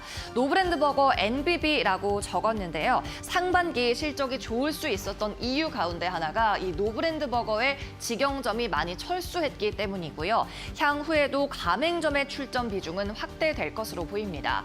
본사에서 다이렉트로 운영하는 직영점의 비중이 줄어들고 가맹점이 늘어난다면 고정비가 완화되는 효과가 있죠. 또 원가율도 안정화되고 있는 상황입니다. 음식을 만드는 데 들어가는 설탕과 밀가루 등 원자재 가격이 완화되고 있는 건데 이 같은 추세는 현재 음식료 업종을 다루고 있는 대부분의 리포트에서 꾸준히 언급하고 있는 부분이고요. 마지막으로 최근 경기는 좋지 않은데 외식 물가는 치솟고 있어서 소비자들이 지갑을 닫고 있죠. 이렇게 밖에서 먹는 가격이 비싸지다 보니까 소비를 줄이게 되고 그러면 반대로 단체 급식 부문에서는 식수의 증가가 기대되는 상황입니다. 또 신세계푸드 지난 상반기에 베이커리 부문은 그다지 좋지 못했는데요. 하지만 이 부분도 하반기에는 개선이 가능하다고 보고 있습니다. 이마트나 신세계에 들어가는 이 빵 코너가 이 베이커리 부분의 매출로 연결된다고 보시면 되는데요. 마찬가지로 원가율이 안정화되고 있는 부분 짚어줬고요. 파 베이크의 공급도 확대되고 있기 때문입니다. 파 베이크라고 하면 집에서 홈베이킹을 할 수 있도록 에어프라이어나 전자레인지를 통해 간편하게 만들 수 있는 제품을 말하는데요. 이 파 베이크의 비중이 확대되면서 인력도 효율화되고 있다는 점을 짚었습니다. 네, 계속해서 다음 리포트 살펴보시죠. 이번에는 삼성물산이고요. KB증권에서 리포트 커버리지를 게시했습니다. 제목에는 세 개의 별이 한 곳에 나면서 포트폴리오, 신사업, 그리고 밸류업이라고 달았네요. 삼성물산 같은 경우에는 사업 부문이 다각화되어 있는 대표적인 대기업입니다. 일단 건설에서 가장 많은 비중이 나오고 있죠. 45.8%의 매출이 건설 부문에서 나오고 있고요. 또 상사에서는 30%의 매출, 바이오에서 10%의 매출 발생하고 있습니다. 그런데 삼성물산은 이 건설 부문이 전체 사업의 이익 구조를 지탱하고 있다고 해도 사실 과언이 아닌데요. 연간 1조 원 이상 나오고 있는 이 영업이익은 당분간도 유지가 가능할 것으로 보입니다. 하지만 반대로 비건설 부문에서도 좋은 시그널은 포착되고 있습니다. 비건설 부문의 이익 기여도와 비중도 지속적으로 증가 추세에 있기 때문이죠. KB증권에서는 목표 주가 20만 원 그리고 투자 의견 매수로 커버리지를 게시합니다. 다음 장 보시죠. 일단 건설 부문부터 확인해 보면요. 최근 상당수의 건설 업체들이 원가율 이슈 때문에 실적에서 고전하고 있습니다. 원자재 가격이 상승하고 있는데 건설 경기는 악화되고 있기 때문이죠. 하지만 삼성물산 같은 경우에는 서울과 수도권을 중심으로 주택 사업을 수주했는데요. 서울과 수도권에서는 아무래도 미분양이 날 확률이 적고 원자재 가격이 많이 들어간다 하더라도 분양가로 전가시킬 수 있는 가능성이 높기 때문입니다. 여기에 더해서 하이테크 부문에서도 안정적인 사업을 전개하고 있고요. 그런데 비건설 부문에서도 이익 비중은 계속해서 늘어나고 있는 추세인데요. 그래프를 확인해 보시면 원래부터도 건설 부문의 이익이 비중이 좀 높았습니다. 남색 부문으로 체크된 부분을 보시면 계속 비건설 부문을 능가하는 비중 나타나고 있죠. 하지만 이 비중이 점점 증가하고 있다는 겁니다. 하얀색 막대 그래프의 면적이 늘어나는 것처럼요. 2018년에는 비건설 부문의 비중이 30%에 불과했는데요. 이 비중이 2022년에는 60% 중반까지 뛰었고요. 이 추세대로라면 2027년에는 70%를 넘길 것으로 예상이 됩니다. 또 삼성물산은 밸류업에 대한 기대감도 있는데요. 2026년까지 보유하고 있는 자사주를 모두 소각할 것이라고 밝혔고요. 이렇게 적극적이고 공격적인 자사주 소각에 대한 스탠스를 고려해 봤을 때 향후 배당 성향도 어느 정도 증가할 수 있을 것으로 기대되는 부분입니다. 네, 이상으로 마켓 리포트에서 전해드렸습니다.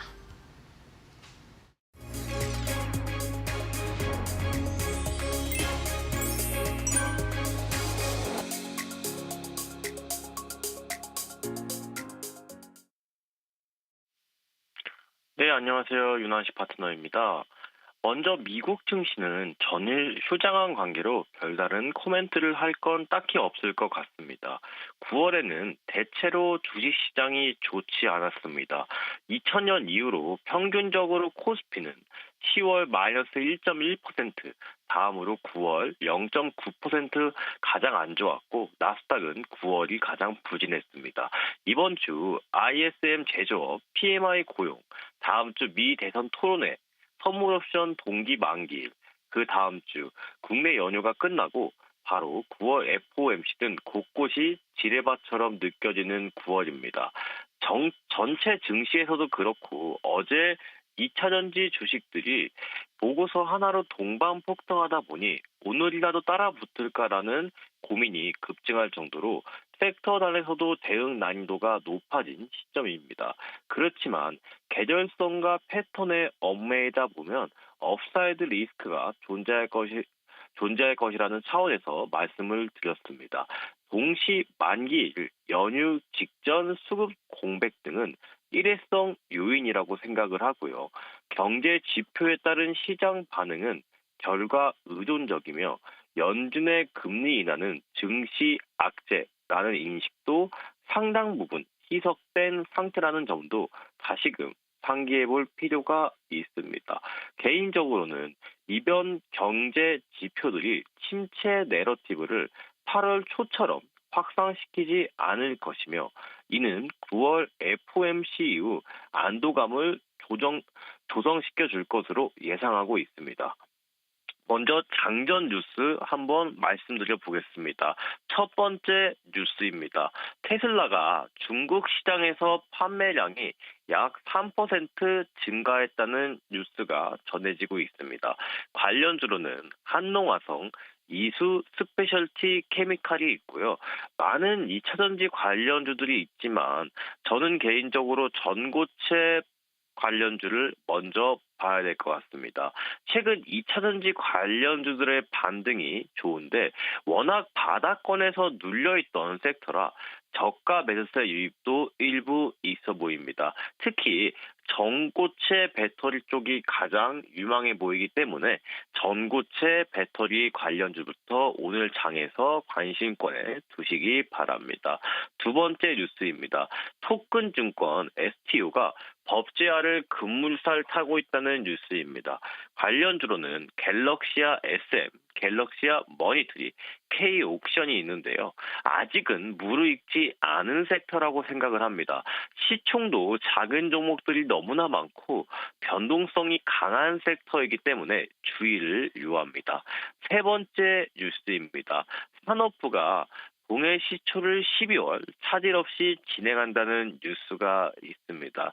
한국석유, 한국가스공사, 한선엔지니어링 등이 관련주로 있고요. 계속 잡음이 많은 섹터이지만 제가 지속적으로 말씀드린 부분이 있습니다. 12월 달까지 재료가 살아있는 아주 큰 섹터이기 때문에 중간중간 잡음이 있어도 조정 때마다 이 섹터는 공략해 나가신다면 지속적으로 수익 볼 기회가 많은 섹터라고 생각합니다.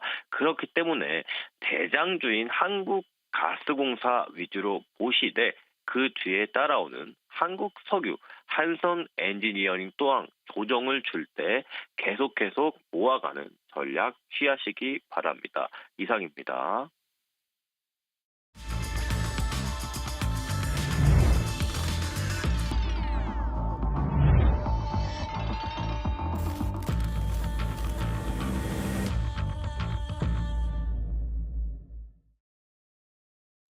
마켓 스탠바입니다. 이제 장 출발 10분 정도밖에 남지 않았습니다. 현재 시간 8시 50분 향해서 달려가고 있는데요.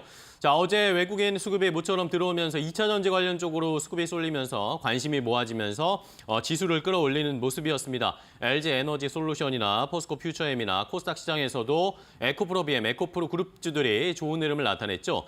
자, 간밤에 뉴욕 증시는 노동절로 휴장을 했기 때문에 우리가 미국 시장의 방향타 없이 출발을 해야 합니다. 어제 계속 좋았던 2차 전지가 오늘도 상승하면서 탄력을 이어갈지, 코스피에서는 반도체와 2차 전지 간의 자존심 싸움, 코스닥 시장에서는 알테오젠과 에코프로비엠의 역시 시총 싸움, 에코프로비엠이 다시 시총 1위로 올라왔는데 2차 전지와 바이오의 싸움이 펼쳐질 것으로 예상이 됩니다. 자, 그렇다면 오늘 시장 어떻게 출발 준비해야 할지 두 분의 전문가와 함께 이야기 나눠보겠습니다. 루체인베스트의 오현진 팀장과 GC인포 박수범 대표, 고은별 앵커와도 함께하겠습니다. 안녕하세요. 반갑습니다. 자, 오늘 장 출발 전에 어떤 포인트에 주목을 해야 될까요? 오현진 팀장님부터 오늘 어디에 주목하고 계신지 개장전 탑3 알려주시죠. 네, 먼저 이제 시황 관련된 얘기인데요. 국내 양시장이 이제 당분간은 방향성을 잡기가 이제 조금 어렵지 않을까 싶습니다. 그래서 9월 FOMC의 금리 인하 기대감은 이미 선반영이 됐고 앞으로는 미국 대선을 앞두고 시장의 불확실성이 커질 가능성이 높다라는 거죠. 국내 증시가 이제 급락을 보인 이후에 빠른 회복을 보였고 현재 위치에서는 추가 모멘텀을 찾기가 조금 어려운 그런 구간이라는 겁니다. 네, 기술적으로만 본다라고 한다면 코스피가 이제 60일 이평선을 돌파하는 구간, 그때가 지수가 강세로 전환되는 구간인 것 같아요. 현재 지수 포인트로 따지면 2,740포인트 정도가 60일 이평선이 다 있는 구간입니다. 그래서 이 부분을 기술적으로 돌파해서 안착시킨다라고 한다면 국내 증시가 강세 전환에 대한 가능성을 여는 것인데 그 지수를 돌파하지 못한 위치에 있다면 여전히 매물 압박은 있는 위치다라고 보셔야 될 것 같아요. 현재 코스피뿐만 아니라 코스닥도 이제 상방 돌파에 대한 모멘텀이 조금 약한 위치다. 결국은 이제 섹터 집중 전략, 이슈에 주목하는 전략으로 시장을 이겨 나가야겠다 이렇게 판단이 됩니다. 그럼 이제 이슈를 살펴봐야 될 것 같은데 우선 내일 그 삼성 SDS의 리얼 서밋이 개최가 됩니다. 이 리얼 서밋이라는 행사는 매년 삼성 SDS에서 있었던 행사예요. 그래서 시장의 주목도가 높지는 않았었는데 근데 이번에는 좀 체크해 볼 만합니다. 왜냐하면 삼성 SDS가 이번 행사에서 AI를 주요 주제로 다루겠다라고 했기 때문인데요. 생성형 AI로 변화되는 기업의 업무 모습에 대한 소개가 있을 것으로 보여지고 있고요. 여기에 엔비디아의 비즈니스 총괄과 또 마이크로소프트의 아시아 CTO 등이 참여하고요. 또 생성형 AI뿐만 아니라 또 클라우드와 AI 기반의 데이터 분석을 비롯한 다양한 활용 사례들이 또 소개될 것으로 보여지고 있습니다. 그래서 동사 같은 경우에는 그동안 AI 관련주로 분류가 크게 되지는 않는 모습이었는데 이번 행사를 계기로 AI 관련주로 좀 분류돼서 부각될 수 있는 가능성이 있다라고 보니까요. 이번 행사를 좀 눈여겨보시면 좋을 것 같아요. 다음 이벤트는 이제 내일부터 6일까지 진행되는 건데 그 폴란드의 방산 전시회가 개막이 됩니다. 그래서 방산주의 모멘텀이 되겠죠. 최근에 방산주가 지속적인 우상향을 보이다가 고점 돌파를 좀 힘겨워하는 모습이었는데 이번 방산 전시회가 고점 돌파의 모멘텀으로 작용할 수도 있을 것 같습니다. 2022년에 폴란드에서 전투기와 자주포를 비롯한 대규모 수주에 성공한 사례가 있죠. 그래서 올해 폴란드의 잠수함 도입 사업 수주 그리고 신규 무기체계 판매에 집중할 것으로 보여지고 있고요. 또 하나시스템이나 또 하나오션을 비롯해서 올해도 행사장에 통합 부스를 마련합니다. 특히 현대로템이 지금 폴란드와 남겨놓고 있는 K2 전차 관련된 그 잔여 계약이 치러질지 이 부분이 관건인데 만약에 잔여 계약이 또 치러진다라고 한다면 또 현대로템이 고점을 돌파할 수 있는 모멘텀이 될 수 있으니까 또 이번 주에는 특히 또 방산주를 체크하셔야 되지 않을까 말씀드리겠습니다. 네, 알겠습니다. 오현진 팀장은 국내 증시가 당분간 명확한 방향성을 갖기에는 어렵다라고 이야기하면서 이슈 체크를 잘 해야 된다. 두 가지 이슈를 좀 짚어주셨습니다. 그렇다면 박수범 대표는 오늘 증시에서 어떤 섹터 좀 집중적으로 보고 계십니까? 네, 첫 번째로 말씀드릴 건 이제 하반기입니다. 하반기 이제 조선주에 대한 부분들인데 일단 나온 내용들을 보게 되면 하나오션에서 이제 미국의 MRO 첫 수주를 했다라는 내용이 나왔습니다. 자, 이 부분들을 통해서 지금 어제도 마찬가지, 어제 같은 경우에는 이제 조선주도 대체적으로 좀 조정을 좀 많이 받는 분위기였고요. 그 부분에 있어서도 그나마 지금 상승 추세를 좀 유지하면서 다시 한번 상승 흐름을 가져가려는 분위기가 연출되는 게 이제 하나오션이었습니다. 그런 부분들이 아무래도 이제 미국의 방위산업 쪽 특히 이제 해군 쪽 군함에 대한 이제 MRO 사업에 대한 기대감이 조금 높아지는 것 같고요. 아무튼 이번에 지금 4만 톤 정도 되는 선박을 보급선인데 이 부분이 대략적으로 한 수백억인데 정확한 금액은 나오지는 않은 상황입니다. 아무튼 이런 수르비가 지금 현재 발생하고 있는 부분들이 계속해서 지속적으로 수주 물량이 좀 늘어나지 않겠냐라고 시장에서는 바라보고 있고, 자 그리고 이제 머스크라는 이제 해운사죠. 해운사 같은 경우에 지금 현재 66억 달러 정도의 신조 발주를 계획하고 있습니다. 이 부분들은 8월 달에도 계속해서 얘기가 나왔던 부분들이긴 합니다만 아무튼 32척에 대한 컨테이너에 대해서 한국과 중국 쪽에 약 3개 정도의 조선사에 지금 현재 발주를 넣기 위해서 지금 현재 협의가 이루어지고 있는 것으로 알고 있고요. 최대 하반기에 62척까지도 좀 늘릴 수 있다는 얘기도 좀 나와주고 있기 때문에 그런 부분들을 통해서 다시 한번 더 조선주들 지금 현재는 조금 약간 힘이 없는 흐름들이긴 합니다만 그다음에 좀 하나오션이 좀 그래도 잘 버티고 아직까지 기술적인 분위기는 좀 괜찮다라고 말씀드립니다. 자, 두 번째로 말씀드릴 건 이제 음식료 쪽인데, 자 음식료 쪽 같은 경우에 지금 이제 메로나 과거에도 한 10년 전이었나요? 한번 브라질에서 한번 엄청난 뭐라고 해야 되나 메로나를 정말 좋아하는 그런 이제 이슈가 떴던 적이 한 번 있었는데 다시 한번 좀 메로나에 대한 관심도가 좀 높아지는 것 같습니다. 아무튼 유럽 쪽이라든가 북미 쪽이라든가 지금 이제 호주 쪽에도 마찬가지고 그 유제품 일반적으로 우리가 아이스크림 하면 이제 유제품이 좀 들어가는데 이번에 이제 귀리를 이용해서 만든 이제 메로나가 지금 북미 시장이라든가 유럽이라든가 그리고 이제 호주 쪽에서 판매가 너무나 잘 되고 있다는 내용이 나와주고 있습니다. 그렇게 된다면 빙그레에 대한 주가 상승 흐름들 한번 좀 기대해봐야 되지 않나 않나. 그런데 대체적으로 보면 음식료 쪽이 7월 달에 피크아웃되고 난 이후에 계속해서 좀 조정을 좀 받았습니다. 조정을 좀 받은 부분들이고 고점 대비해서 대략적으로 한 많이 조정받은 종목은 한 30%, 적게 조정받은 종목들은 한 10%에서 15% 정도 조정 좀 받았는데 다시 한번 상승 분위기 좀 기대해보자라고 좀 말씀 좀 드리고요. 자, 세 번째로는 이제 전기차입니다. 전기차가 지금 이제 최근 들어서 주가가 잘 상승하고 있죠. 어제 같은 경우에도 에코프로 BM이 다시 한번 코스닥의 1위 시가총액을 보여주었고요. 에코프로 또한 지금 이제 3위까지 다시 또 치고 올라왔습니다. 이런 부분들에 있어서 지금 셀이 되었던 소재가 되었던 간에 좀 장비 쪽도 마찬가지고 오늘 같은 경우에 장비 쪽도 좀 관심 있게 좀 볼 필요가 있다라고 좀 판단하고 있고요. 그런 부분에서 2차 전지 단기 상승 흐름은 좀 지속될 가능성이 높다. 그런 부분들에 있어서 어제 주도적인 성향을 좀 보여줬는데 오늘도 좀 기대해보자라고 말씀을 좀 드리고 싶습니다.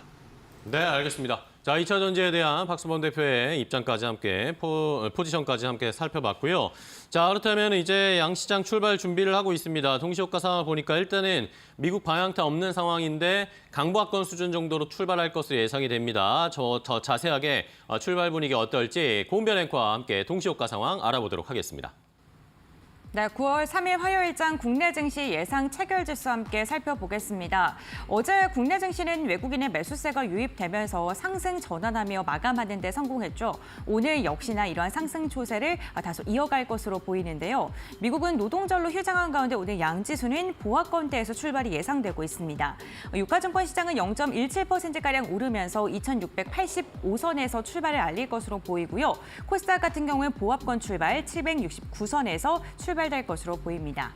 그렇다면 시가총액 상위단의 종목들은 어떻게 움직일까요? 1위부터 5위권을 보게 된다면요. 우선 삼성전자와 SK하이닉스 일제히 상승 출발 예상되고 있고요. LG에너지솔루션이 1% 이상, 2차 전지의 최근 반등이 굉장히 뜨겁습니다. 어제도 6% 이상 상승했는데 오늘 역시나 시세를 이어가고 있고요. 삼성바이오로직스는 1%가량의 하락을 하면서 2차 전지가 상승하니까 바이오가 하락하는 모습이 나타나고 있습니다.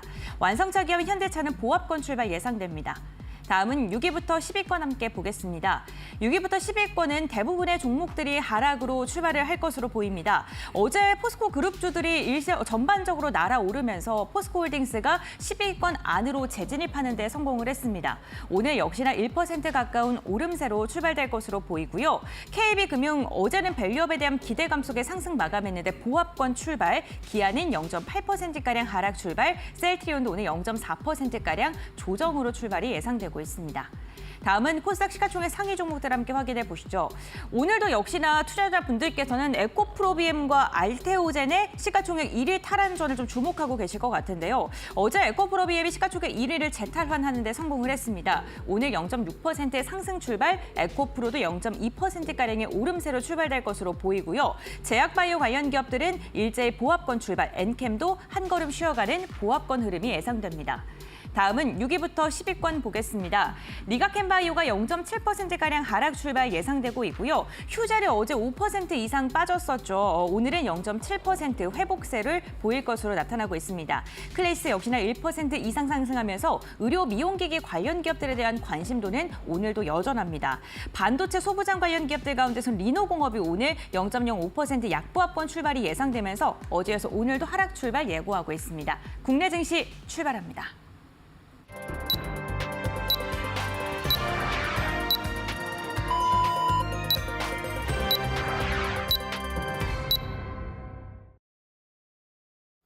자, 2024년 9월 3일 화요일 국내 증시 출발을 했습니다. 어제 외국인이 2차 전지 쪽으로의 수급이 쏠리는 모습이었는데 과연 그런 모습이 오늘도 이어질지, 오늘도 역시 2차 전지 관련 종목들의 초반 상승세가 심상치는 않습니다. LG에너지솔루션은 1% 넘게 상승 출발했고요. 포스코 퓨처엠도 1% 넘게 상승세, 삼성 SDI도 역시 1% 넘게 상승세를 보이며 출발했고요. 코스닥 시장에서도 에코프로비엠과 에코프로가 시총 상위 종목들 가운데 그나마 상승 출발하는 모습입니다. 자, 9월에는 어쨌든 여러 가지 이벤트들이 계속 상존해 있습니다. FOMC도 미국에서 있고 금리 인하에 대한 이야기, 미국 대선 TV 토론도 있고 여기에다가 추석 연휴, 국내에선 추석 연휴와 이번 주에 주 후반에 미국에서 고용지표가 발표가 되기 때문에 여러 가지 이벤트들을 저희가 잘 체크를 하면서 시장에 대응해야 하는 상황입니다. 자, 양시장 일단은 강보합권으로 출발을 했습니다. 코스피에서는 2차 전지 쪽이 좋고 역시 삼성전자, SK하이닉스는 하락 출발합니다. 나타나면서 반도체보다는 2차 전지 쪽에 관심이 쏠려 있고요. 코스닥 시장에서도 바이오가 역시 오늘 좀 쉬어가는데 에코프로가 0.3%, 에코프로 BM은 약보합권으로 전환했고요. 엔캠이 0.4%대 상승세를 보이면서 양 시장이 0.1% 상승 강보합권으로 출발을 했습니다. 자, 그럼 더 자세하게 출발 상황을 고은별 앵커 확인해 보도록 하겠습니다. 네, 화요일장 국내 증시 출발을 했습니다. 양 지수 일제히 상승으로 출발을 했는데요. 우선 오늘 개장 전에 발표된 8월 소비자 물가 2%대에 도달했다라는 그 소식이 우리 시장에는 또 긍정적인 영향을 주고 있는 것으로 보입니다. 기재부 1차관이 물가 안정이 우리가 목표치에 도달했다라고 이야기를 했는데요. 한국은행 총재가 우리는 미국 금리를 따라가지 않고 부동산 시장은 첨가를 하겠다라고 이야기를 하면서 미국과 한국의 금리 스탠스의 변화가 우려로 이어졌습니다. 과연 이번에 물가 안정이 국내 증시에 얼마만큼의 효과를 줄지를 좀 눈여겨보셔야 될 것 같습니다.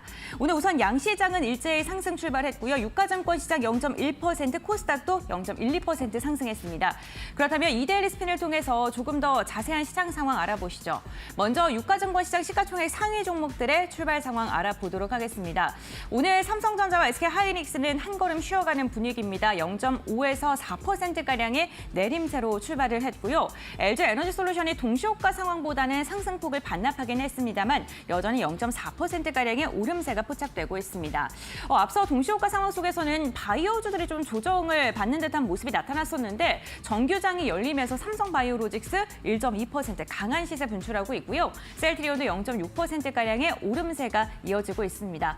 오늘 반면 완성차 기업들은 소폭 하락세가 나타나고 있는데요. 8월에 자동차 수출의 증가폭이 둔화됐다는 소식이 전해지면서 이에 대한 우려감이 주가의 발목을 잡고 있는 것으로 보입니다. 금융 지주사들은 다소 엇갈린 모습입니다. KB금융은 하락으로 출발을 했고 메리츠 금융지주는 지금 등락을 거듭하고 있는 상황입니다. 다만 삼성생명과 하나금융지주 그리고 삼성화재와 같은 일부 종목을 중심으로는 밸류업에 대한 기대감이 일어나면서 이로 인해 오늘 주가가 여전히 좋은 것으로 확인되고 있고요. 오늘 특히나 네이버가 1% 이상 상승하고 있고요. 카카오도 0.6%가량 오르면서 인터넷 대표주들의 흐름도 괜찮은 것으로 확인되고 있습니다. 특히나 삼성물산 같은 경우에는 1.8%가량 상승으로 출발했는데요. 특히나 건설 부분의 영업이익이 꾸준하게 개선되고 있다는 소식도 전해지고 있으니까요. 건설업종의 투자 동향도 한번 살펴보시면 좋을 것 같습니다. 이와 함께 삼성, SDI 2차 전지 괜찮습니다. LG전자도 1.2%가량 상승으로 출발을 했습니다. 계속해서 코스닥 시가총액 상위 종목들의 흐름도 함께 확인해 보겠습니다. 오늘 코스닥 시가총액 상위 종목들의 흐름을 보게 된다면요. 이 에코프로 그룹주들 오늘도 시세가 좋습니다. 다만 어제의 상승분과 비교한다면 오늘은 다소 아쉬운 흐름인데요. 에코프로 BM은 강보합권, 에코프로도 0.4%가량 상승하고 있습니다. 반면 알테오자는 오늘 0.4%가량 하락하면서 한 걸음 쉬어가는 분위기가 나타나고 있고요. HLB도 보합권에서 등락을 거듭하고 있는 모습입니다. 우선 이렇게 시가총액 상위단을 보게 된다면 혼조세가 펼쳐지고 있다는 게 확연히 눈에 띄는데요. 특히나 삼천당제약이 최근에 비만 치료제 모멘텀을 안으면서 주가가 날아올랐었는데 오늘은 1%가량 빠지고 있고요. 휴젤 어제여서 오늘도 하락하면서 결국에는 클래시스로부터 휴젤이 조금 추격받는 모습이 나타나고 있습니다. 반도체 소부장 관련 기업들도 명확한 방향성을 보여주진 않고 있습니다. 0%대에서 등락을 지속적으로 거듭하고 있는 모습이 확인되고 있고요. 지금 아랫단에 있는 종목들을 보게 된다면 모두 다 약보합권 아니면 강보합권 수준입니다. 시장의 방향성이 모호한 상황 함께 체크해 보셔야 될 것 같습니다. 계속해서 업종별 상승률 함께 확인해 보도록 하겠습니다. 어떠한 업종이 시장을 주도하고 있을까요? 오늘 우리 시장에서 네이버와 카카오가 강한 상승이 나타난 걸 확인하고 오셨죠. 온라인 플랫폼이 1% 이상 상승하면서 업종 상승률 두 번째를 차지하고 있고요. 전기가스 업종이 1.2%가량의 상승력을 보이고 있습니다. 최근 LG화학을 필두로 해서 화학 관련 기업들도 이제는 저점에서 반등할 시기가 도래했다라는 증권가의 코멘트가 나오고 있습니다. 화학 업종도 오늘 0.7%, 증권사, 보험, 그룹, 지주사, 통신, 지금 한국거래소에서 밸류업에 대한 이야기를 이번 달 안에 지수 발표를 하겠다라고 이야기했고요. 연내에는 ETF를 발행하겠다라고 이야기를 하면서 밸류업 프로그램에 대한 기대감이 있는 기업을 중심으로도 매수세가 오늘 들어오고 있는 상황입니다. 시장 분위기 자체는 그래도 좀 버텨주고 있는 모습 괜찮은 상황이 나타나고 있는데요. 그렇다면 전문가들은 어떠한 종목을 집중적으로 보고 있을까요? 개장하고 특징 포인트 지금부터 알아보시죠. 자, 양시장 일단은 뭐 상승 출발, 상승 탄력을 이어가고 있습니다. 0.1%대 강보합권 수준을 유지하고 있는 상황이고요. 수급 상황을 확인을 해보면 외국인 기관이 매도하고 개인 투자자들이 양시장에서 매수하고 있습니다. 하지만 그 규모가 전부 다 크지는 않습니다. 뚜렷한 방향성이 없는 상황이고 미국 시장이 휴장했기 때문에 방향성을 뭔가 정하고 뚜렷한 모습을 보여주지는 못하는 시장입니다. 양시장에서 모두 외국인 기관 매도, 개인 투자자들이 매수하고 선물 시장에서는 조금 전에 외국인이 매수로 살짝 전환하는 모습이고요. 자, 원달러 환율도 크게 변함은 없습니다. 1,338원대 여전히 움직이면서 원달러 환율대의 움직임도 일단은 안정세를 보이고 있는 상황입니다. 자, 그렇다면 시장에서 어떻게 좀 전략을 짜야 할지 시장 분위기 어떻게 보고 계신지. 자, 오윤진 팀장님 계속해서 좀 2차 전지가 어제에 이어서 상승 탄력을 좀 유지하고 있는데요. 이제는 뭐 추세적 전환으로 좀 봐도 될까요? 어떻게 보세요? 네, 가능성 있다라고 보고 있어요. 네. 그래서 일단 미증시가 휴장을 했지만 체크해 볼 만한 이슈를 보면 그 테슬라의 8월 이제 중국 전기차 판매가 전년비 3% 정도 개선됐다. 이제 이런 소식도 있었습니다. 그래서 테슬라의 향후 주가도 중요하겠지만 어제에 이어서 2차 전지주가 강세를 좀 더 이어가는지도 중요할 것 같은데 일단 장 초반 분위기는 괜찮습니다. 한 1, 2% 정도 강세 출발했기 때문에 지속정 조금 더 있을 수 있다라고 보고 있고요. 그러니까 지금까지 시장의 주도주였던 뭐 반도체라든지 제약주 그리고 2차 전지주는 같이 가지는 않을 것 같아요. 일단 2차 전지주가 올라간다는 것은 낙폭과대 매력이 있는 종목들로 수급이 들어간다. 이 의미가 굉장히 강하다라고 생각을 하기 때문에 2차 전지주가 지속적인 상승을 보인다면 제약주가 흔들릴 가능성은 있습니다. 그래서 두 섹터 같은 경우에는 수급이 같이 들어가지 않고 한쪽이 들어가면 한쪽은 빠지는 이런 흐름이 나올 것 같으니까 2차 전지주가 연속적인 반등을 보이는지 이건 중요하다라고 보여지고요. 또 미국의 9월 10일 TV 토론을 앞두고 이제 대선 후보 관련된 종목군들의 또 변동성이 클 것 같습니다. 뭐 해리스 트레이드, 트럼프 트레이드 이렇게 이제 묶인 종목들 가지고 계신 분들은 변동성에 좀 주의를 하실 필요는 있다라고 생각이 됩니다. 업종별로 흐름 보겠습니다. 오늘 일단 상승 출발이기 때문에 대부분의 업종 강세인데 그중에서도 이제 전기, 가스, 유틸리티 업종이 가장 강하긴 합니다. 한국전력 2% 그리고 한국가스공사 1.5% 정도. 한국전력 같은 경우에는 원가 부담이 많이 줄었어요. 국제유가가 하락하고 원달러 환율이 하락하고 있는 상황이기 때문에 아무래도 비용 부담이 좀 줄었다라고 볼 수 있을 것 같고 선제적인 전기요금 인상이 일단 있었기 때문에 일단 폭염에 뭐 전력 수요 급증했다. 이런 부분들은 동사의 이익 개선 요인이라고 볼 수 있겠죠. 뭐 PER도 한 3배에서 4배 수준까지 내려온 상황이기 때문에 충분히 추가 상승 동력 가져갈 수 있다라고 보고요. 한국가스공사 역시도 대왕거래 프로젝트에 관련된 얘기들 계속해서 나오고 있고 미수금도 줄어들고 있습니다. 그래서 유틸리티 업종이 어떻게 보면 지금처럼 이게 미증시가 휴장했거나 약간 미국에서 이슈가 없을 때 반대적으로 좀 움직일 수 있는 섹터라고 보니까 이 부분도 참고해 보시면 좋겠고요. 유통주 1.4% 강세도 특징적입니다. 유통주도 호재는 없어요. 역시 낙폭과대 저가 매력입니다. 저 PBR 매력이 있기 때문에 저가 매수가 들어오는 거니까 그 부분 체크해 보시면 좋겠고 의약품 업종 0.8% 어제 조정 이후에 재반등입니다. 매물에 대한 소화는 필요하니까 조금 기간 조정이 필요할 거라고 보고요. 그 외 통신주라든지 보험주, 화학주 대부분의 경기 민감 섹터들 그리고 방어 섹터들까지도 소폭 강세 출발한 모습 확인되고 있습니다. 네, 좋습니다. 자, 시장의 분위기 일단은 뭐 밸류업 관련된 프로그램들도 종목들도 좋은 흐름 나타냅니다. 금융주들이 선방해주고 있고 뭐 건설주, 뭐 삼성물산 같은 그리고 전반적으로 지주사 역할을 하는 종목들도 좋은 흐름을 나타내고 있고요. 특이한 점은 제약바이오가 오늘 조금 쉬어가는데 유한양행 쪽으로 유난히 쏠리고 있습니다. 거래량이 삼성전자를 능가하면서 유한양행이 지금 5% 넘게 강한 반등세 나타내고 있는 상황이고 방산주도 오늘 역시 다시 한번 시세를 분출하면서 좋은 모습 보이고 있네요. 자, 박수범 대표님은 시장의 분위기 어떻게 보고 계십니까? 네, 뭐 일단 지금 이제 뭐 수급적인 움직임들은 지금 외국인도 마찬가지고 기관도 마찬가지고 개인들도 마찬가지고 어느 방향성을 정해놓고 지금 대응하는 부분들은 아니다라고 좀 보여지고요. 아무래도 지금 이제 뭐 추석 연휴에 대한 부담감도 있고 그리고 다음 주에 있을 이제 선물옵션 동시 만기일도 있고 뭐 여러 가지 좀 이벤트가 좀 있다 보니까 뭐 외국인도 기관도 아직까지는 지금 현재 조금 관망을 하는 분위기이긴 합니다. 하지만 좀 섹터별, 업종별로는 좀 대응하는 방법은 좀 틀린 것 같아요. 그래서 지수의 움직임에 우리가 좀 일일비할 필요는 없다라고 좀 판단하고 있고요. 뭐 지수가 내려가든 지수가 올라가든 상승하는 종목은 상승한다라는 거죠. 뭐 그런 관점에 있어서 어제 같은 경우에 이제 2차 전지 나머지 종목들이 강한 상승 흐름을 좀 보여줬고 뭐 관련해서 포스코 DX 같은 경우도 움직임이 상당히 좀 강했는데 오늘도 좀 강한 흐름을 좀 이어나가고 있습니다. 어제 10% 넘게 강한 상승 흐름을 좀 보여줬는데 지금 현재 3% 정도 상승 분위기를 좀 이끌어가고 있는 흐름들이고요.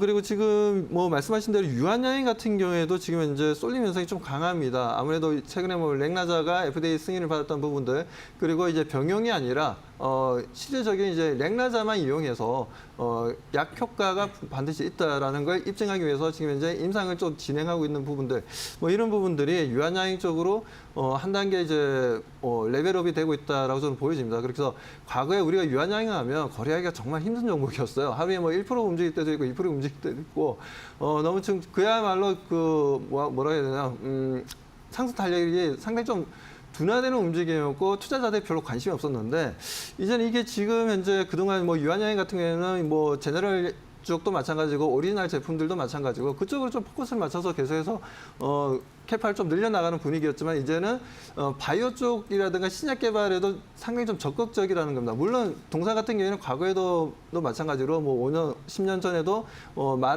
많은 뭐 신약 개발하는 업체들에 투자도 많이 했던 부분들이었는데 뭐 그런 부분들이 이제서야 조금 변화를 좀 주고 있다. 한 단계 좀 레벨업되고 있는 흐름들. 뭐 그렇기 때문에 지금 현재 특별한 이슈가 없어도 유한양행에 대한 수급은 계속해서 진행될 가능성이 높고 그만큼 어떻게 보면 그동안 약 시가총액이 10조 원에서 왔다 갔다 하는 분위기에서 이제는 시가총액을 어느 정도 이제 대형 제약 바이오들과 어깨를 나란할 정도의 시가총액을 만들어내지 않겠냐라고 좀 보여집니다. 아무튼 그런 부분들에 있어서 유한양행이 좀 관심이 높아지고 있고 수급들이 좀 집중되고 있다라고 볼 수가 있는 상황이고요.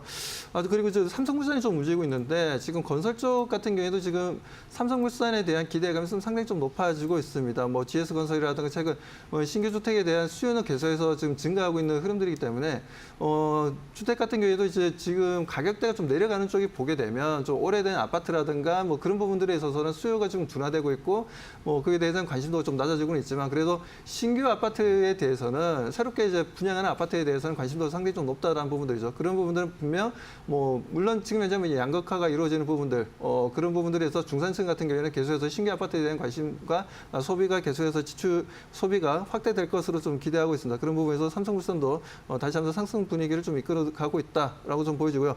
그리고 방산 같은 경우에도 현대로템이라든지 지금 현재 보게 되면 현대로템도 마찬가지고 지금 관련 종목들이 좀 움직입니다. 뭐 그렇기 때문에 LIG 넥스원도 좀 움직임을 좀 보여주고 있고 뭐 방산업 관련주들도 지금 이제 다시 한번 움직임을 보여주고 있다는 건 그만큼 지금 러시아에서도 얘기가 나왔죠. 러시아에서도 지금 이제 자기네들이 우크라이나로부터 영토 침입을 당했지만 우리는 우크라이나 계속해서 이제 공격하겠다라는 강한 의지를 좀 보여줬기 때문에 뭐 그런 부분들이 좀 방위산업 쪽에 좀 긍정적인 신호를 좀 주고 있다라고 볼 수 있고 그동안 정말 뭐 롯데케미가 어디가 바닥인지 모르고 계속 내려가는 흐름들이었는데 최근에 석유화학 쪽이 조금 살아나고 있어요. 그리고 중국의 이제 차이신 PMI 지수 같은 경우에도 50.4로 좀 확장 국면을 좀 접어들었다라는 이제 지표가 좀 어제 발표가 되었는데 뭐 그런 부분들로 통해서 일단 좀 롯데케미칼도 마찬가지고 석유화학 쪽도 우리가 좀 관심 있게 봐야 되지 않냐. 왜냐하면 이제 워낙 지금 이제 밸류상 봤을 때 너무나 저평가되어 있다라는 이제 관점도 높기 때문에 뭐 그런 부분에 있어서 레거시 쪽이 아니라 시크니컬 쪽도 우리가 좀 관심 있게 바라볼 필요가 있다는 말씀드립니다. 네, 좋습니다. 자, 시장의 상황, 그 코스피에서 시총 상위 종목 중에 삼성그룹주들이 오늘 또 유난히 좀 좋은 모습을 보여주고 있네요. 삼성전자는 약보합권 수준인데 삼성바이오로직스가 1% 가까이 상승세, 삼성물산이 지금 탄력을 더 높였습니다. 5% 넘게 상승, 삼성생명과 삼성화재도 2에서 3%대 상승세, 삼성 SDS도 역시 상승세를 보이면서 삼성그룹주들이 전반적으로 좋은 흐름 나타내고 있고 최근에 딥페이크 관련된 테마가 많이 불을 뿜었는데 오늘은 또 STO 관련된 테마가 형성이 되면서 STO 관련주들이 좋은 흐름을 나타내고 있습니다. 자, 그럼 시장에서 어떤 종목과 업종 더 많은 관심을 받고 있을지 투자자들이 관심 갖고 있는 종목과 업종 고은별 앵커와 확인해 보겠습니다. 네, 국내 증시 개장한 지 15분여가 흐른 상황입니다. 투자자들의 검색 빈도가 높은 섹터 싱크풀을 통해 알아보도록 하겠습니다. 오늘 투자자들의 검색이 가장 쏠리고 있는 섹터는요, STO입니다. 토큰증권 개정안이 다음 주에 발의될 수 있다라는 소식이 전해지면서 이에 대한 기대감이 섹터의 매기세로 확산되고 있고요. 오늘 많은 검색만큼이나 관련되어 엮여있는 종목들 시세도 강하게 분출하고 있는 모습입니다. 전고체를 향해서도 검색 빈도가 굉장히 높습니다. 중국의 대표적인 전기차 배터리 업체이죠. CATL의 회장이 중국산 자동차 배터리의 안전이 부족하다라고 언급을 했습니다. 이로 인해 오늘 전고체 관련 기업들, 국내 2차 전지 관련 기업들 탄력을 지속적으로 이어가는 움직임이 포착이 되고 있고요. 전선 섹터를 향해서도 검색 빈도가 굉장히 높습니다. 가온전선이 LS전선을 상대로 유상증자를 실시했다라는 소식이 전해졌습니다. LS전선, 가온전선 그리고 GMP까지 이어지는 수직 구조 계열화가 나타날 수 있다라는 긍정적인 평가가 나오면서 전선 관련 기업들로 좀 매수세가 이어지고 있는 것으로 보입니다. K뱅크를 향해서도 지속적인 검색을 이어가고 있는 투자자들의 심리입니다. 인터넷 전문 은행인 K뱅크가 상장 예비 심사를 통과하면서 기업 공개 가능성이 점점 더 높아지고 있죠. 이와 관련되어 있는 종목들 연일 급등락을 반복하고 있는 상황입니다. 네, 그렇다면 시장을 주도하고 있는 종목을 이어서 확인해 보도록 하겠습니다. 이데일리 스핀을 통해서 살펴보겠고요. 먼저 상승률 상위 종목부터 알아보도록 하겠습니다. 오늘 시장에서 가장 큰 상승을 보여주고 있는 건 개별 이슈로 결국에는 가격 제한폭까지 시세를 분출한 셀루메드입니다. 셀루메드 같은 경우에는 주사제형 피부 이식과 관련된 신제품을 개발했다라는 소식이 전해지면서 이로 인해 가격 제한폭까지 시원하게 올라선 모습이고요. 핑거 같은 경우에 오늘 25%가량의 급등세 그리고 갤럭시와 SM도 두 자리대 지금 전반적으로 STO와 관련된 기업들도 20% 이상의 시세를 분출하고 있다는 것도 특징적입니다. 전고체 관련 기업들도 시세를 내뿜고 있습니다. EV 첨단 소재가 두 자릿대 강세를 보여주고 있는 상황입니다. 아타사이먼스는 어제여서 오늘도 두 자릿대 강세 11%가량의 오름세가 포착이 되고 있고요. 가온전선이 8%가량의 오름세, 전고체 기업의 한농화성도 9%가량의 시세를 이어가고 있습니다. 그렇다면 지금 시장에서 거래량이 강하게 쏠리고 있는 기업들은 어떠한 기업이 있을까요? 거래량 상위 종목들 함께 살펴보겠습니다. 거래량 상위 종목들을 보게 되더라도 지금 전반적으로 STO와 관련된 모멘텀이 좀 강하게 시장을 이끌고 있는 것으로 보입니다. 오늘 시장은 두 가지의 섹터가 좀 강한 주목을 받고 있는 것으로 보이는데요. 갤럭시와 SM과 같은 토큰 증권과 관련된 기업들 그리고 전고체 관련 기업들이 시세를 분출하는 만큼 거래량도 쏠리고 있다는 점 체크를 해보셔야 될 것 같습니다. 다만 AI 관련 기업들은 일부 기업을 중심으로 매도 물량이 속출하고 있습니다. 폴라리스 AI 최근에 시세가 괜찮았었는데요. 오늘은 차익 매도 물량이 강하게 나오면서 5%가량의 조정을 받고 있고요. 하이젠 RM도 어제 두 자릿대 시세를 분출했었는데 오늘은 거래량이 실리지만 매도와 매수 물량이 좀 충돌하면서 1% 상승에 그치고 있는 상황입니다. 오늘 방산주들도 괜찮습니다. 현대로템이 3% 이상의 시세를 분출하고 있습니다. 네, 이렇게 시장에서 주목받고 있는 종목들 함께 확인해 봤는데요. 과연 전문가들은 어떠한 종목을 조금 더 눈여겨보고 있을까요? 지금부터 알아보시죠. 자, 이후 일본 시장도 0.2%대 상승 출발하면서 니케이 지수가 0.27% 정도 상승, 비슷한 수준으로 우리 시장도 흐름을 이어가고 있는 상황입니다. 자, 2차 전지 관련 종목들 대형주들이 조금 힘이 빠지고 전고체 관련 쪽으로 수급이 쏠리면서 관련된 종목들이 시세가 나오고 있는 상황이고, 자, 이러면서 종목들을 더 자세하게 체크해봐야 되겠는데 오윤전 팀장님과 종목들 보겠습니다. 장 초반에는 뭐 이런 주도주를 보다가 결국에는 좀 테마 쪽으로 수급이 쏠린 이런 시장이 최근에 계속 좀 반복되는 것 같은데요. 오늘 어떤 종목 더 볼까요? 네, 이제 앞서 말씀해 주셨던 STO 관련주 한번 보겠습니다. 네. 갤럭시와 머니트리인데 STO 플랫폼 사업을 좀 영위하고 있고요. 말씀해 주신 대로 토큰 증권 법제화가 다시 추진된다라는 기대감 어제 있었는데 어제 시간 외에 이제 STO 관련주들이 다 급등하면서 오늘 오전장 상승하고 있는 모습입니다. 미술품이라든지 뭐 저작권, 한우를 비롯해서 다양한 조각 투자 상품 시장 확대에 대한 기대감이 현재 부각되고 있는 상황입니다. 토큰 증권 시장은 이제 막 개화되는 시장이라고 보시면 되겠죠. 당연히 성장 기대감은 높다라고 볼 수 있을 것 같고요. 현재 금리가 인하되는 중이고 이제 주식으로 투자 수익을 거두기가 조금 어렵다, 부동산도 너무 높다라고 한다면 이런 자금 수요가 토큰 증권으로 갈 수 있습니다. 그래서 토큰 증권 관련된 이슈는 연말까지도 계속해서 반복될 가능성이 높다라고 봅니다. 오늘은 STO 관련주가 워낙에 다 급등하니까 따라잡기는 힘들지만 눌릴 때마다 단기 트레이딩으로는 관심 있게 보셔도 좋은 테마가 아닐까 이렇게 판단됩니다. 다음으로 네이버 한번 보겠습니다. 네이버 같은 경우 이제 바닥권에서 이제 막 바닥 탈피를 시도하고 있는 중이라서 관심 있게 보실 수 있을 것 같고요. 티메포 사태로 인해서 네이버 쇼핑의 입지가 계속해서 강화되는 모습 눈에 띄게 나타납니다. 추가적으로 우버의 자율주행 사업 기대감도 있다라는 부분이죠.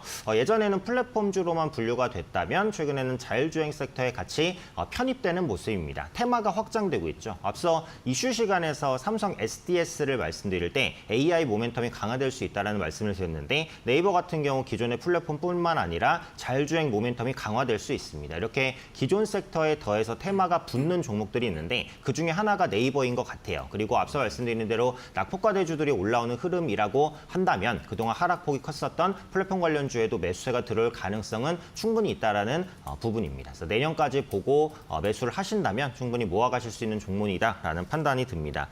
끝으로 KTNG 한번 보겠습니다. 현재 밸류업 정책이 가시화가 되고 있기 때문에 주주환원을 적극적으로 밝힌 기업들은 계속해서 보셔야 됩니다. KTNG도 차익 실현 매물이 나오다가 오늘 3% 가까운 재반등이 나오는 모습인데 부동산 중에서 핵심 비핵심 자산을 이제 매각해서 현금을 확보하겠다라고 일단 밝혔고요. 2026년까지 1조 원 규모의 자사주 매입 그리고 1.8조 원 규모의 배당을 하겠다라고 밝혔습니다. 적극적인 주주환원 정책이라고 볼 수 있겠죠. 그래서 이런 부분들이 주가에 앞으로도 도움을 줄 거라고 보고 예전에는 KTNG가 내수주라고 평가가 됐어요. 근데 최근에는 수출 모멘텀이 굉장히 강화가 됩니다. 특히 미국 시장의 신규 진출 모멘텀도 있기 때문에 전고점을 돌파하고 추가 상승 가능성도 충분히 있다라고 봅니다. 현재 보유하고 계신 분들은 홀딩하시면 되겠고요. 역시 밸류업 관련된 주주환원 관련된 종목군들은 계속해서 체크하셔야 된다라고 말씀드리겠습니다.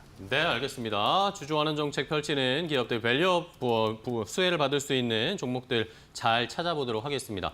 자, 박수범 대표님과도 함께 확인해 볼 텐데 시장이 어쨌든 큰 덩어리로 봤을 때 반도체, 2차 전지, 제약바이오, 또 밸류업 이 정도의 큰 주도 섹터 업종을 돌아가면서 좀 시속 게임을 펼치고 있습니다. 이럴 때 어떤 종목을 좀 공략해 보면 좋을까요?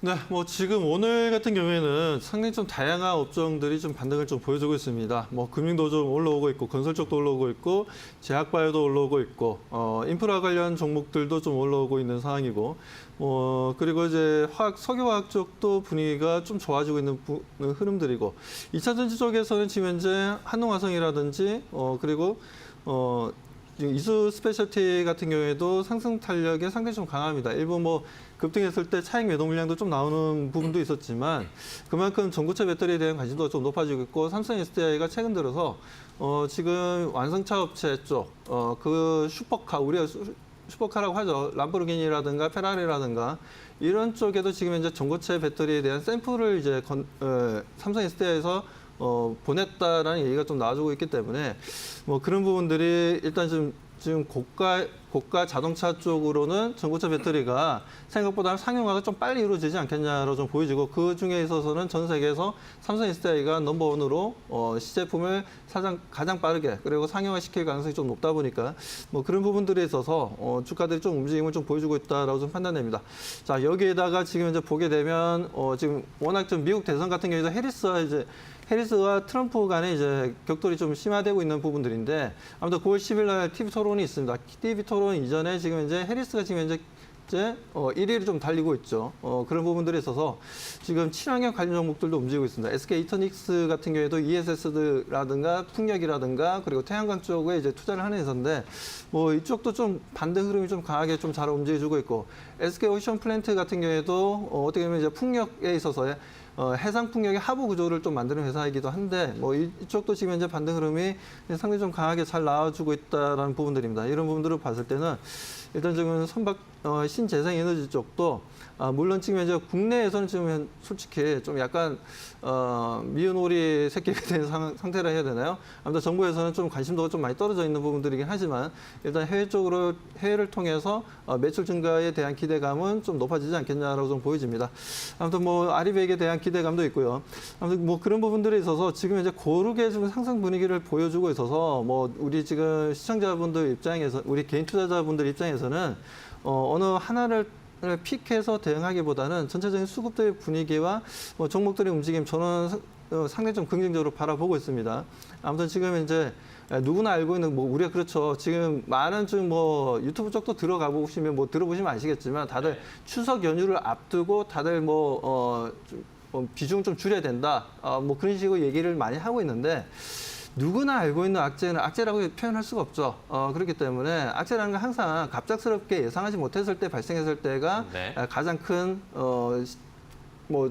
지수의 조정을 좀 보여준다는 부분들에 있어서 누구나 다 알고 있는 부분들에 있어서 그 부분에 대해서 너무 우리가 신경 쓰지 말고 대응을 좀 해나가자라고 말씀드립니다. 알겠습니다.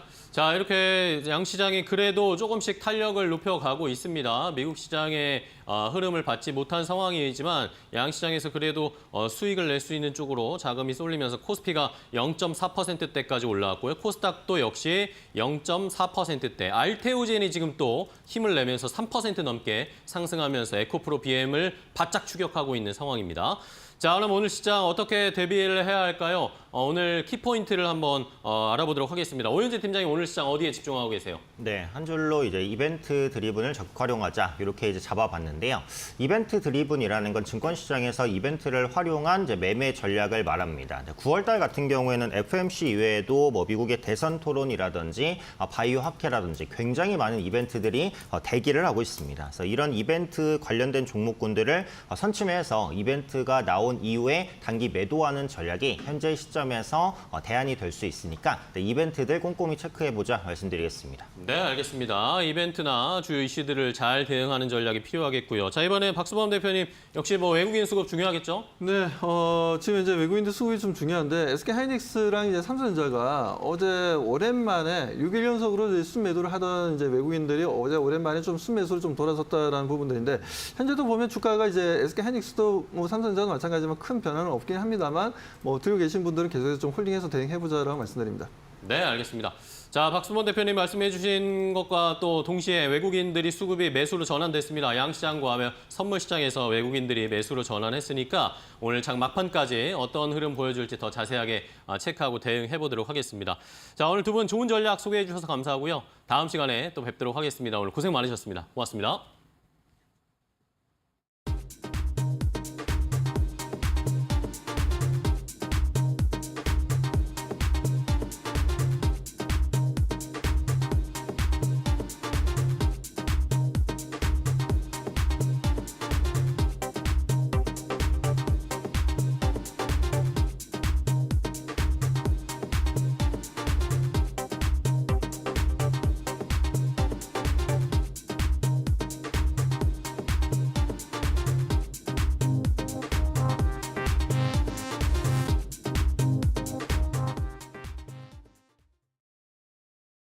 자, 이제 오늘 시장에서 잘 달릴 수 있을 만한 좋은 종목 골라보도록 하겠습니다. 오늘 장 선발 종목입니다. 자, 오늘은 SK증권 이천지점의 서용원 차장과 함께 종목 이야기 나눠보겠습니다. 안녕하세요, 차장님. 네, 안녕하세요. 네, 반갑습니다. 자, 오늘 시장에서는 어떤 종목 좀 골라볼까요?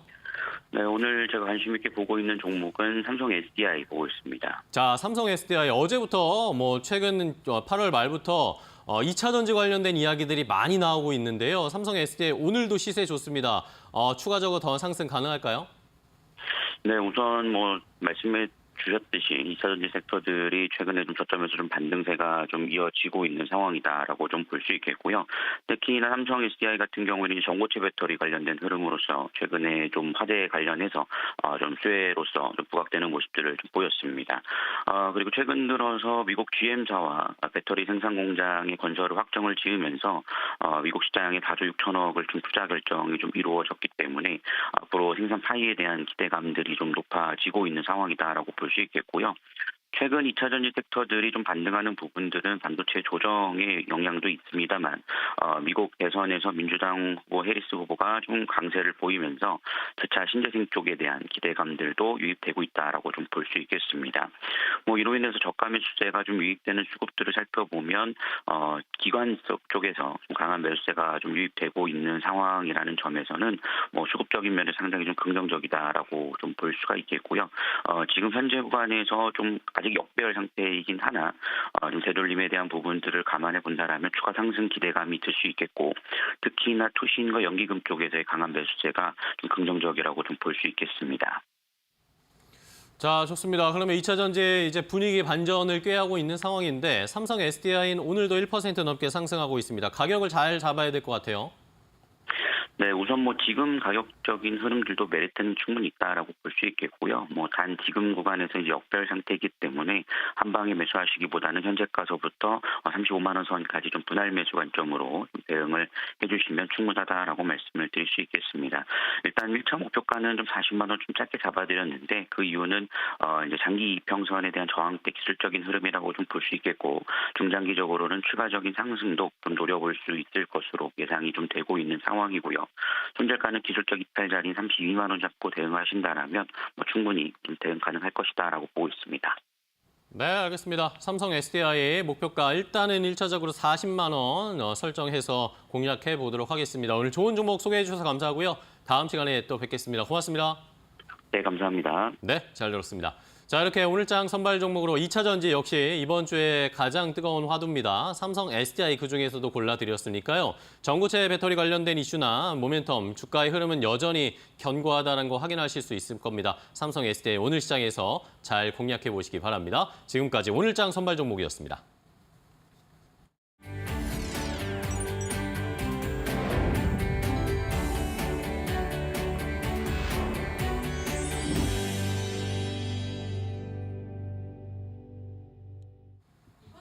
시간으로 이어가 보겠습니다. 국내 증시에서 꼭 확인해야 할 경제 이슈에 대해 경제 전문가의 시각에서 이야기를 들어보는 시간입니다. 오늘 이 시각 KB국민은행의 장재철 박사 함께합니다. 안녕하십니까? 네, 안녕하세요. 네, 오늘도 이야기를 나눌 주제 먼저 확인하고 돌아오시죠.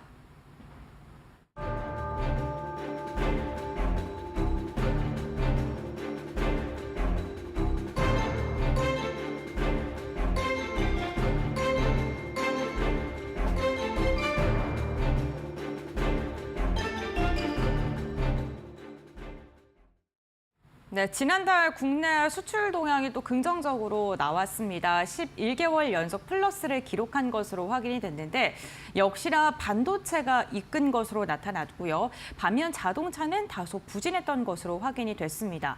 그런데 시장에서는 이 증가의 폭이 좀 점점 더 둔화하고 있는 건 아닌지라는 우려 섞인 전망도 함께 제기되고 있는데요. 박사님께서는 국내 수출 동향 데이터에 대해 어떻게 생각하시는지 이야기 나눠보겠습니다. 우선 플러스를 계속 기록을 하고 있다는 건 고무적인데 이 폭 자체가 감소하고 있다는 점도 우려 섞인 이야기거든요. 어떻게 바라보세요? 예, 사실 우리 한국 수출이 작년 하반기, 4분기부터 좀 회복세를 보이고 올해 상반기와 이제 하반기로 들어오면서 수출의 증가율 자체가 약간 좀 둔화되는 게 아니냐 이런 우려를 하고 있습니다. 네. 그렇지만 8월 달에 그 수출을 보면 최대 수출 효자 상품이죠. 반도체가 8월 중에 약 한 120억 달러, 전년 동월 대비 약 한 38.8% 정도 이제 상승을 했는데요. 증가를 했는데 이 반도체가 수출을 이끌어 왔는데 이 부분에 대한 우려가 좀 커지는 것 같아요. 근데 앞으로 저희들이 봤을 때는 이런 어떤 반도체뿐만 아니라 아까 말씀드렸던 작년 하반기, 4분기나 아니면 올 상반기에 높은 증가율을 보였던 이런 수출들이 점진적으로 기저효과를 작용하면서 수출 증가율은 둔화되지 않을까 이렇게 봅니다. 그리고 특히 이번 8월 달 수출에서 주요하게 봐야 될 것이 뭐냐면 15개 수출 주력 품목이 있는데 그중에서 선박 그리고 선박과 그 컴퓨터 그리고 바이오 의료 등을 제외한 13개가 12개 항목이 증가폭이 둔화되거나 감소했다는 거죠. 그래서 전반적으로 많은 부분의 수출들이 과거보다는 성과가 좀 둔화될 수 있는 그런 상황으로 될 수 있고요. 8월 달 수출 증가율이 11.4% 높았잖아요. 근데 9월 달은 수출 증가율이 낮은 한 자릿수가 될 가능성이 높습니다. 왜냐하면 작년보다 조업일수, 통관일수가 하루 작고요. 또한 앞으로 우리가 예상하고 있는 반도체 가격의 어떤 가격 둔화가 예상이 되고 있는 부분이 있고 아시다시피 그 석유 제품의 수출 증가율 또한 둔화되고 있는데 이것은 석유 가격이 좀 하향 안정되면서 이러한 부분을 좀 앞으로도 수출 하락에 좀 영향을 미칠 것으로 봅니다. 그래서 3분기 수출 증가율은 약 한 9%대 전년 동기 대비, 그리고 4분기 때는 이게 5에서 6% 정도까지 둔화될 것으로 예상이 되고 있습니다. 어쨌든 직전보다 점점 더 성장 폭이 둔화가 되면은 당연히 좀 우려되는 목소리가 나올 수밖에 없는 게 지금 국내 경제 상황을 보게 됐을 때 내수가 너무 부진하기 때문에 수출 데이터에 더 민감하게 작용을 하고 있는 것 같습니다. 우리나라뿐만 아니라 중국 역시나 8월 제조업 경기 지표가 발표가 됐는데 사실 국가에서 집계를 한 거랑 민간에서 집계한 게 완전히 좀 다른 결과가 나왔습니다. 국가 네. 같은 경우에는 수출 국면으로 진입을 지금 지속적으로 하고 있다라고 나타났는데 또 민간에서 조사를 한 거는 확장 국면으로 돌아섰다 이렇게 나오더라고요. 이렇게 데이터가 좀 엇갈리는 이유, 그렇다면 또 박사님께서는 중국 경제 동향을 좀 어떻게 바라보고 계신지 코멘트 좀 부탁드릴게요. 예, 이번 8월 중국의 제조업 네. 부분의 구매자 관리 지수 PMI의 그 발표를 보면 중국 경제의 단상을 우리가 알 수 있을 것 같습니다. 먼저 지난달 말에 발표된 국가통계국의 그 구매자 관리 지수를 보면 4개월 연속 50을 하회해서 경기가 위축 국면에 있는 것으로 나타나고 있습니다. 그런데 여기에서 보면 뭐 생산이라든지 고용이라든지 뭐 물가, 생산 물가라든지 뭐 여러 가지 이런 부분들이 다 굉장히 낮은 수준을 유지하고 있어서 굉장히 경기가 부진한 게 아닌가 이런 우려를 이제 나타내고 있고요. 반면에 9월 1일 날 발표된 그 차이신 그 네. PMI 지수를 보면 이게 또 지난달에는 50 밑이었다 51로 올라오면서 국가통계국의 그 구매자 관리 지수가 좀 잘못된 게 아닌가 이런 우려를 보여주고 있어요. 근데 사실 이 두 가지의 지표가 좀 다르게 구성이 되고 있습니다. 국가통계국의 PMI는 국영 대기업을 포함한 약 한 3,000개 정도의 기업들을 조사를 하는 것이고요. 차이신 지수 같은 경우에는 약 500개 정도의 민간 소기업 그리고 수출 위주의 기업, 제조업 부분에 네. 그 조사를 하는 거기 때문에 만약에 차이신 지수가 나쁘다 하면 중국의 수출 기업들, 민간 부분이 부진하다는 것을 의미할 수가 있는 것입니다. 그래서 그 국가통계국의 구매자 지수가 나쁘다고 하면 수출 부분을 제외한 나머지 부분, 즉 내수 부분이 상당히 부진하다는 것을 의미할 수가 있는 것이고요. 그리고 중국 경제는 아직까지 수출이 좀 주도하는 그런 상황이고 또한 물가에 대한 그 조사는 물가의 PMI를 보면 국가통계국이나 차이신이나 다 같이 기준치를 하회하고 있습니다. 이 부분은 중국의 내수가 부진해서 디플레이션 우려가 계속 지속되고 있다는 그런 상황이 될 수 있는 거거든요. 그래서 이 두 곳에서 나오는 구매자 관리 지수를 보더라도 중국 경제가 현재 부진한 내수와 수출의 회복에 의한 좀 양극화된 그런 경제를 보여주고 있다는 부분이 돼 있고요. 그리고 만약에 이런 상황이 내수 부진 상황이 계속 유지된다고 하면 중국 정부가 예상하고 있는 5% 경제 성장 어려울 거로 예상을 합니다. 그래서 지금 인민은행이 중국의 중앙은행이죠. 인민은행이 국채 매입을 하면서 유동성을 지금 공급을 하고 있고요. 그리고 지방 정부들은 또 특별 채권을 발행을 하면서 부동산 부분을 좀 완화시키려는 노력을 하고 있고 인민은행 자체도 올해 안에 기준금리나 지불준 비율 정도를 낮추면서 경기 부양에 좀 나설 것으로 예상을 하고 있습니다. 네, 그렇군요. 어쨌든 지금 나오는 PMI 지표를 확인하더라도 수출은 그래도 견조한데 내수의 침체가 좀 지속되고 있고 그렇기 때문에 중국 당국에서도 내수를 촉진하기 위한 다양한 그러한 시도를 하고 있는 것으로 보입니다.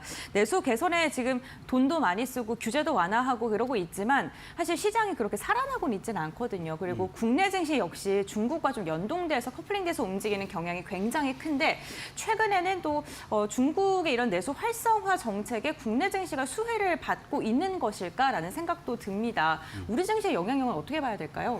예, 근데 뭐 지금 앵커께서 말씀하셨지만 네. 차이신 지수가 긍정적으로 나왔음에도 불구하고 네. 중국 지수들은 다 또 하락을 했습니다. 반면에 어제 한국 지수는 뭐 순환매를 통해서 그런지 좀 약간 상승한 부분도 있죠. 그래서 네. 중국 증시와 중국 펀더멘털 그리고 한국 증시 간의 연관성을 바로 찾기는 좀 어려울 것 같지만 말씀드렸듯이 중국 경제 자체가 내수 경제가 부진하다는 점은 우리 한국의 그 대중 수출 소비재 수출 기업들한테 좀 부진할 수가 있는 부분이 있고요. 네. 두 번째로는 이런 지금 중국 경제를 이끌어가는 게 수출이라고 했는데 사실 요번 압박을 엄청 많이 그렇죠. 하고 있잖아요. 네. 미국 대선 관련돼서 대중국 압박이 크잖아요. 그래서 이런 부분들도 사실은 증시 아니면 투자 심리를 억압하는 그런 현상으로 나타날 수 있을 것 같습니다. 그리고 이런 현상들이 중국 증시를 좀 짓누른다고 하면 이러한 또 센티멘트는 한국 시장에도 영향을 줄 것 같아서 아직까지는 뭐 중국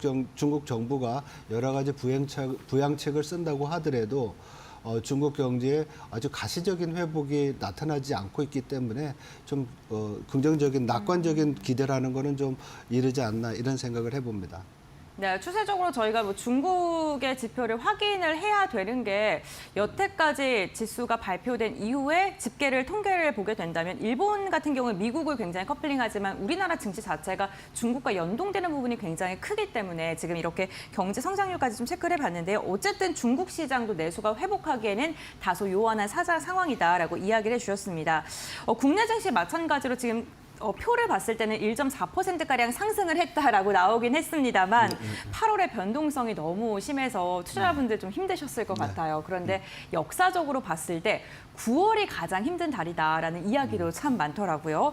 9월 어쨌든 추석으로 휴장도 굉장히 길고요. 여러 가지 이벤트들이 산재하고 있기 때문에 국내 증시를 예측하기가 조금 어려운 상황이긴 한데 어떻게 우리가 투자 전략을 잡고 접근을 해야 될까요? 예, 지금 말씀하신 대로 네. 9월 달은 상대적으로 미국도 그렇고 한국도 그렇고 뭐 연휴라든지 아니면 여름 휴가 이후에 미국 같은 경우에는 트레이더들이 포지션을 조정하는 그런 기간도 있고 그래서 거래량도 작고 그래서 시장의 성과가 그렇게 좋지 않았습니다. 그래서 네. 이 올해도 그러한 어떤 과거의 경험에서 크게 벗어나기 어려울 거로 예상이 되는데요. 우리가 한 가지 좀 기억해야 될 것은 8월 달에 그 시장의 변동성을 보면 정작 충격이 난 미국이나 아니면 또 뭐 경기가 부진한 유럽보다도 아시아 증시가 되게 안 좋았잖아요. 많이 안 좋았어요. 네. 그리고 이러한 현상들의 그 원인이 뭐냐면 미국의 경기 둔화, 침체 우려에 대한 통화 정책의 급변동성에 대한 우려였거든요. 근데 9월 달에 보면 연준뿐만 아니라 ECB, 뭐 일본 중앙은행 여러 중앙은행들이 통화 정책을 결정해야 되는 금리 인하 아니면 인상을 결정해야 되는 불확실성이 있습니다. 그래서 이러한 부분들이 여전히 이제 경제에 있는 상황이고 또 앞에서 말씀드렸듯이 계절적 요인에 의해서 시장이 좀 거래량이 줄어들거나 아니면 변동성이 커지는 요인들이 있어서 지금과 같은 상황, 특히 또 미국 같은 경우에는 11월 대선까지는 이러한 불확실성에 따른 변동성을 우리가 좀 기억을 하고 여기에 대응하는 그런 전략을 써야 될 것 같고요. 그래서 이런 상황에서 워렌 버핏이 최근에 현금성 자산을 많이 비축하고 있잖아요. 뭐 일부 보도에 따르면 약 한 50% 포트폴리오 50% 정도 된다고 하는데 이런 부분을 좀 참고하는 것도 투자 전략에 좀 좋은 그런 방법이 아닐까 생각을 합니다. 네, 투자를 잘하는 사람의 투자 포지션을 좀 따라서 하는 것도 좋겠다라고 이야기해 주셨습니다. 주요국 주가 지수 변동폭을 보니까요. 우리나라랑 중국만 좀 많이 저조하고 좀 슬프네요. 우리나라의 체력이 그렇게 좋지 않구나라는 게 수치상으로도 확연하게 느껴지는데 이런 체력을 기르기 위해서 정부가 밸류업 지수에 대한 다양한 정책 안들을 내놓고 있는 상황입니다. 그래서 대기업들도 이제는 한두 기업씩 좀 참여를 하고 있는 모습도 나타나고 있는데요. 이제 기업들도 참여 많이 하니까 이제라도 좀 관심을 갖고 우리가 좀 접근을 해야 될지 어떻게 바라보세요, 박사님? 참여를 좀 해야 될 것 같습니다. 네. 왜냐하면 사실 이 코리아 디스카운트를 해결하기 위한 코리아 밸류 프로그램 자체는 국내 투자자들뿐만 아니라 해외 투자자들도 상당히 관심을 갖고 있는 그런 부분입니다. 그래서 네. 정부가 이번 달 9월 달에 코리아 밸류 지수를 이제 만들고요. 약 한 2개 정도 만든다고 하죠. 그리고 12월 달까지는 ETF, 관련 ETF나 또 선물 지수까지 상장을 하는 그런 계획을 세우고 있습니다. 그래서 이러한 어떤 지수의 어떤 성과를 우리가 보기 위해서는 정부가 지금 추구하는 그 방법이 기업들이 주주 가치를 좀 주식의 가치를 올리고 주주에게 기업의 성과를 좀 돌려줄 수 있는 그런 부분을 강화하는 식으로 지금 하고 있거든요. 그래서 이러한 부분들은 궁극적으로 지수가 만들어지고 또 상장이 된다고 하면 여러 가지 수급 요인적인 면에서 주식 시장에는 긍정적인 요인이 될 것이다. 이렇게 볼 수가 있을 것 같습니다. 네, 그렇다면 국내 증시 역시나 좀 긍정적인 영향, 레벨업이 가능할 것으로 예측하시는지도 궁금합니다. 저는 좀 제 개인적인 사견입니다만 이런 생각을 했거든요. 밸류업은 어쨌든 돈을 잘 벌어야 그만큼 환원을 해주는 건데 그럼 돈 잘 버는 기업에게만 또 수급이 쏠리고 이로 인해서 좀 양극화가 더 일어나진 않을까라는 그런 생각도 들었습니다. 국내 증시 전반적인 레벨업이 가능할까요? 전반적인 레벨업보다도 네. 궁극적으로는 사실 이 밸류 프로그램 자체가 한국 주식 시장을 보면 기본적으로 아주 구조적으로 저평가된 부분들이 있었어요. 예를 들면 금융업 같은 부분, 네. 그리고 또 아니면 고평가된 부분도 있고 그래서 이런 부분을 좀 밸런싱하는 그런 어떤 계기가 될 수도 있는 것 같고요. 궁극적으로 또 코리아 디스카운트의 가장 큰 요인이었던 뭐라 그럴까요? 기업들의 그 배당 성향이 낮은 부분들 네. 이런 부분들을 좀 개선시킨다고 하면 충분히 안전적인 투자 그 채권 투자 말고도 주식을 통해서도 또 일정 수준의 그 수익을 얻을 수 있는 부분이 될 수 있기 때문에 주식 시장 자체에는 크게 도움이 될 거라고 생각을 하고 있습니다. 네. 사실 저희 주변에 투자하시는 분들 보더라도 미국 주식을 하는 이유 중에 하나가 그냥 나는 안정적으로 배당받고 싶어서라고 표현하시는 네. 분들도 많이 계시거든요. 그러한 것을 좀 해소시키는 요인으로 작용할 수 있다. 이렇게 보면 될까요? 네, 그렇지만 네. 그런 식으로 가기 위해서는 이 코리아 밸류 프로그램에서 지수를 만들 때 네. 상당히 정교하고 좀 건설적으로 만들어야 될 거라는 생각이 듭니다. 네. 지금 여러 가지 참여를 희망하는 기업이나 아니면 그거에 대한 관련 공시를 한 기업들이 총 25개에 불과하죠. 근데 너무 적은데요? 예, 네. 이러한 지수를 만들려면 적어도 100개 정도의 기업이 참여해야 된다고 합니다. 그래서 이러한 100개 정도의 기업이 굉장히 골고루 여러 산업들을 아우를 수 있는 그래서 균형적인 지수 형성이 좀 필요할 것 같고요. 또 여기에 덧붙여서 궁극적으로 이러한 지수에 투자했을 때 수익률이 나와야 되거든요. 그런 부분들은 기업들이 또 노력해야 될 부분이라고 생각을 합니다. 그래서 이러한 여러 가지 요인들이 복합적으로 정부는 지수를 잘 만들어주고 또 기업들은 거기에 또 계획에 맞춰서 수익성을 높이고 주주 환원을 높일 수 있는 방법으로 갈 수 있는 그런 어떤 시스템이 만들어지는 게 굉장히 중요하다고 생각을 합니다.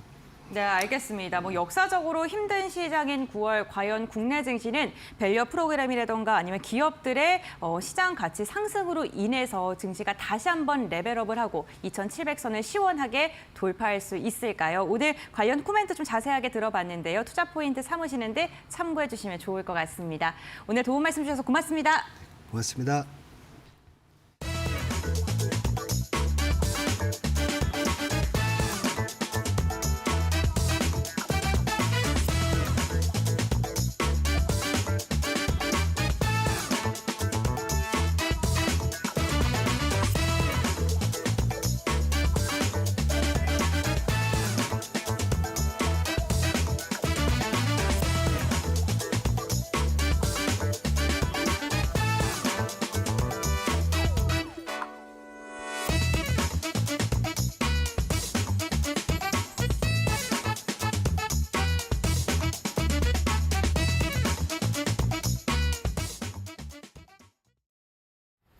자, 저희가 오프닝 할 때도 말씀드렸지만 시장이 지금 사야 할지 팔아야 할지 굉장히 좀 애매모호한 시장 상황이 이어지고 있어요. 오늘 시장도 그대로 그런 모습이 나타나고 있는데 상승 탄력이 좀 떨어지고 있고 외국인 수급이 또 매도로 전환되고 오늘 하루 종일 아마 이런 양상이 계속 이어질 것 같습니다. 오늘도 저희 이데일리 TV와 함께 하시면서 하루의 전략을 잘 세워주시기 바랍니다. 네, 저희는 내일도 보다 더 정확하고 발빠른 소식으로 여러분들과 함께 하겠습니다. 네, 내일 아침 8시에 다시 인사드리겠습니다. 시청해주신 여러분 고맙습니다.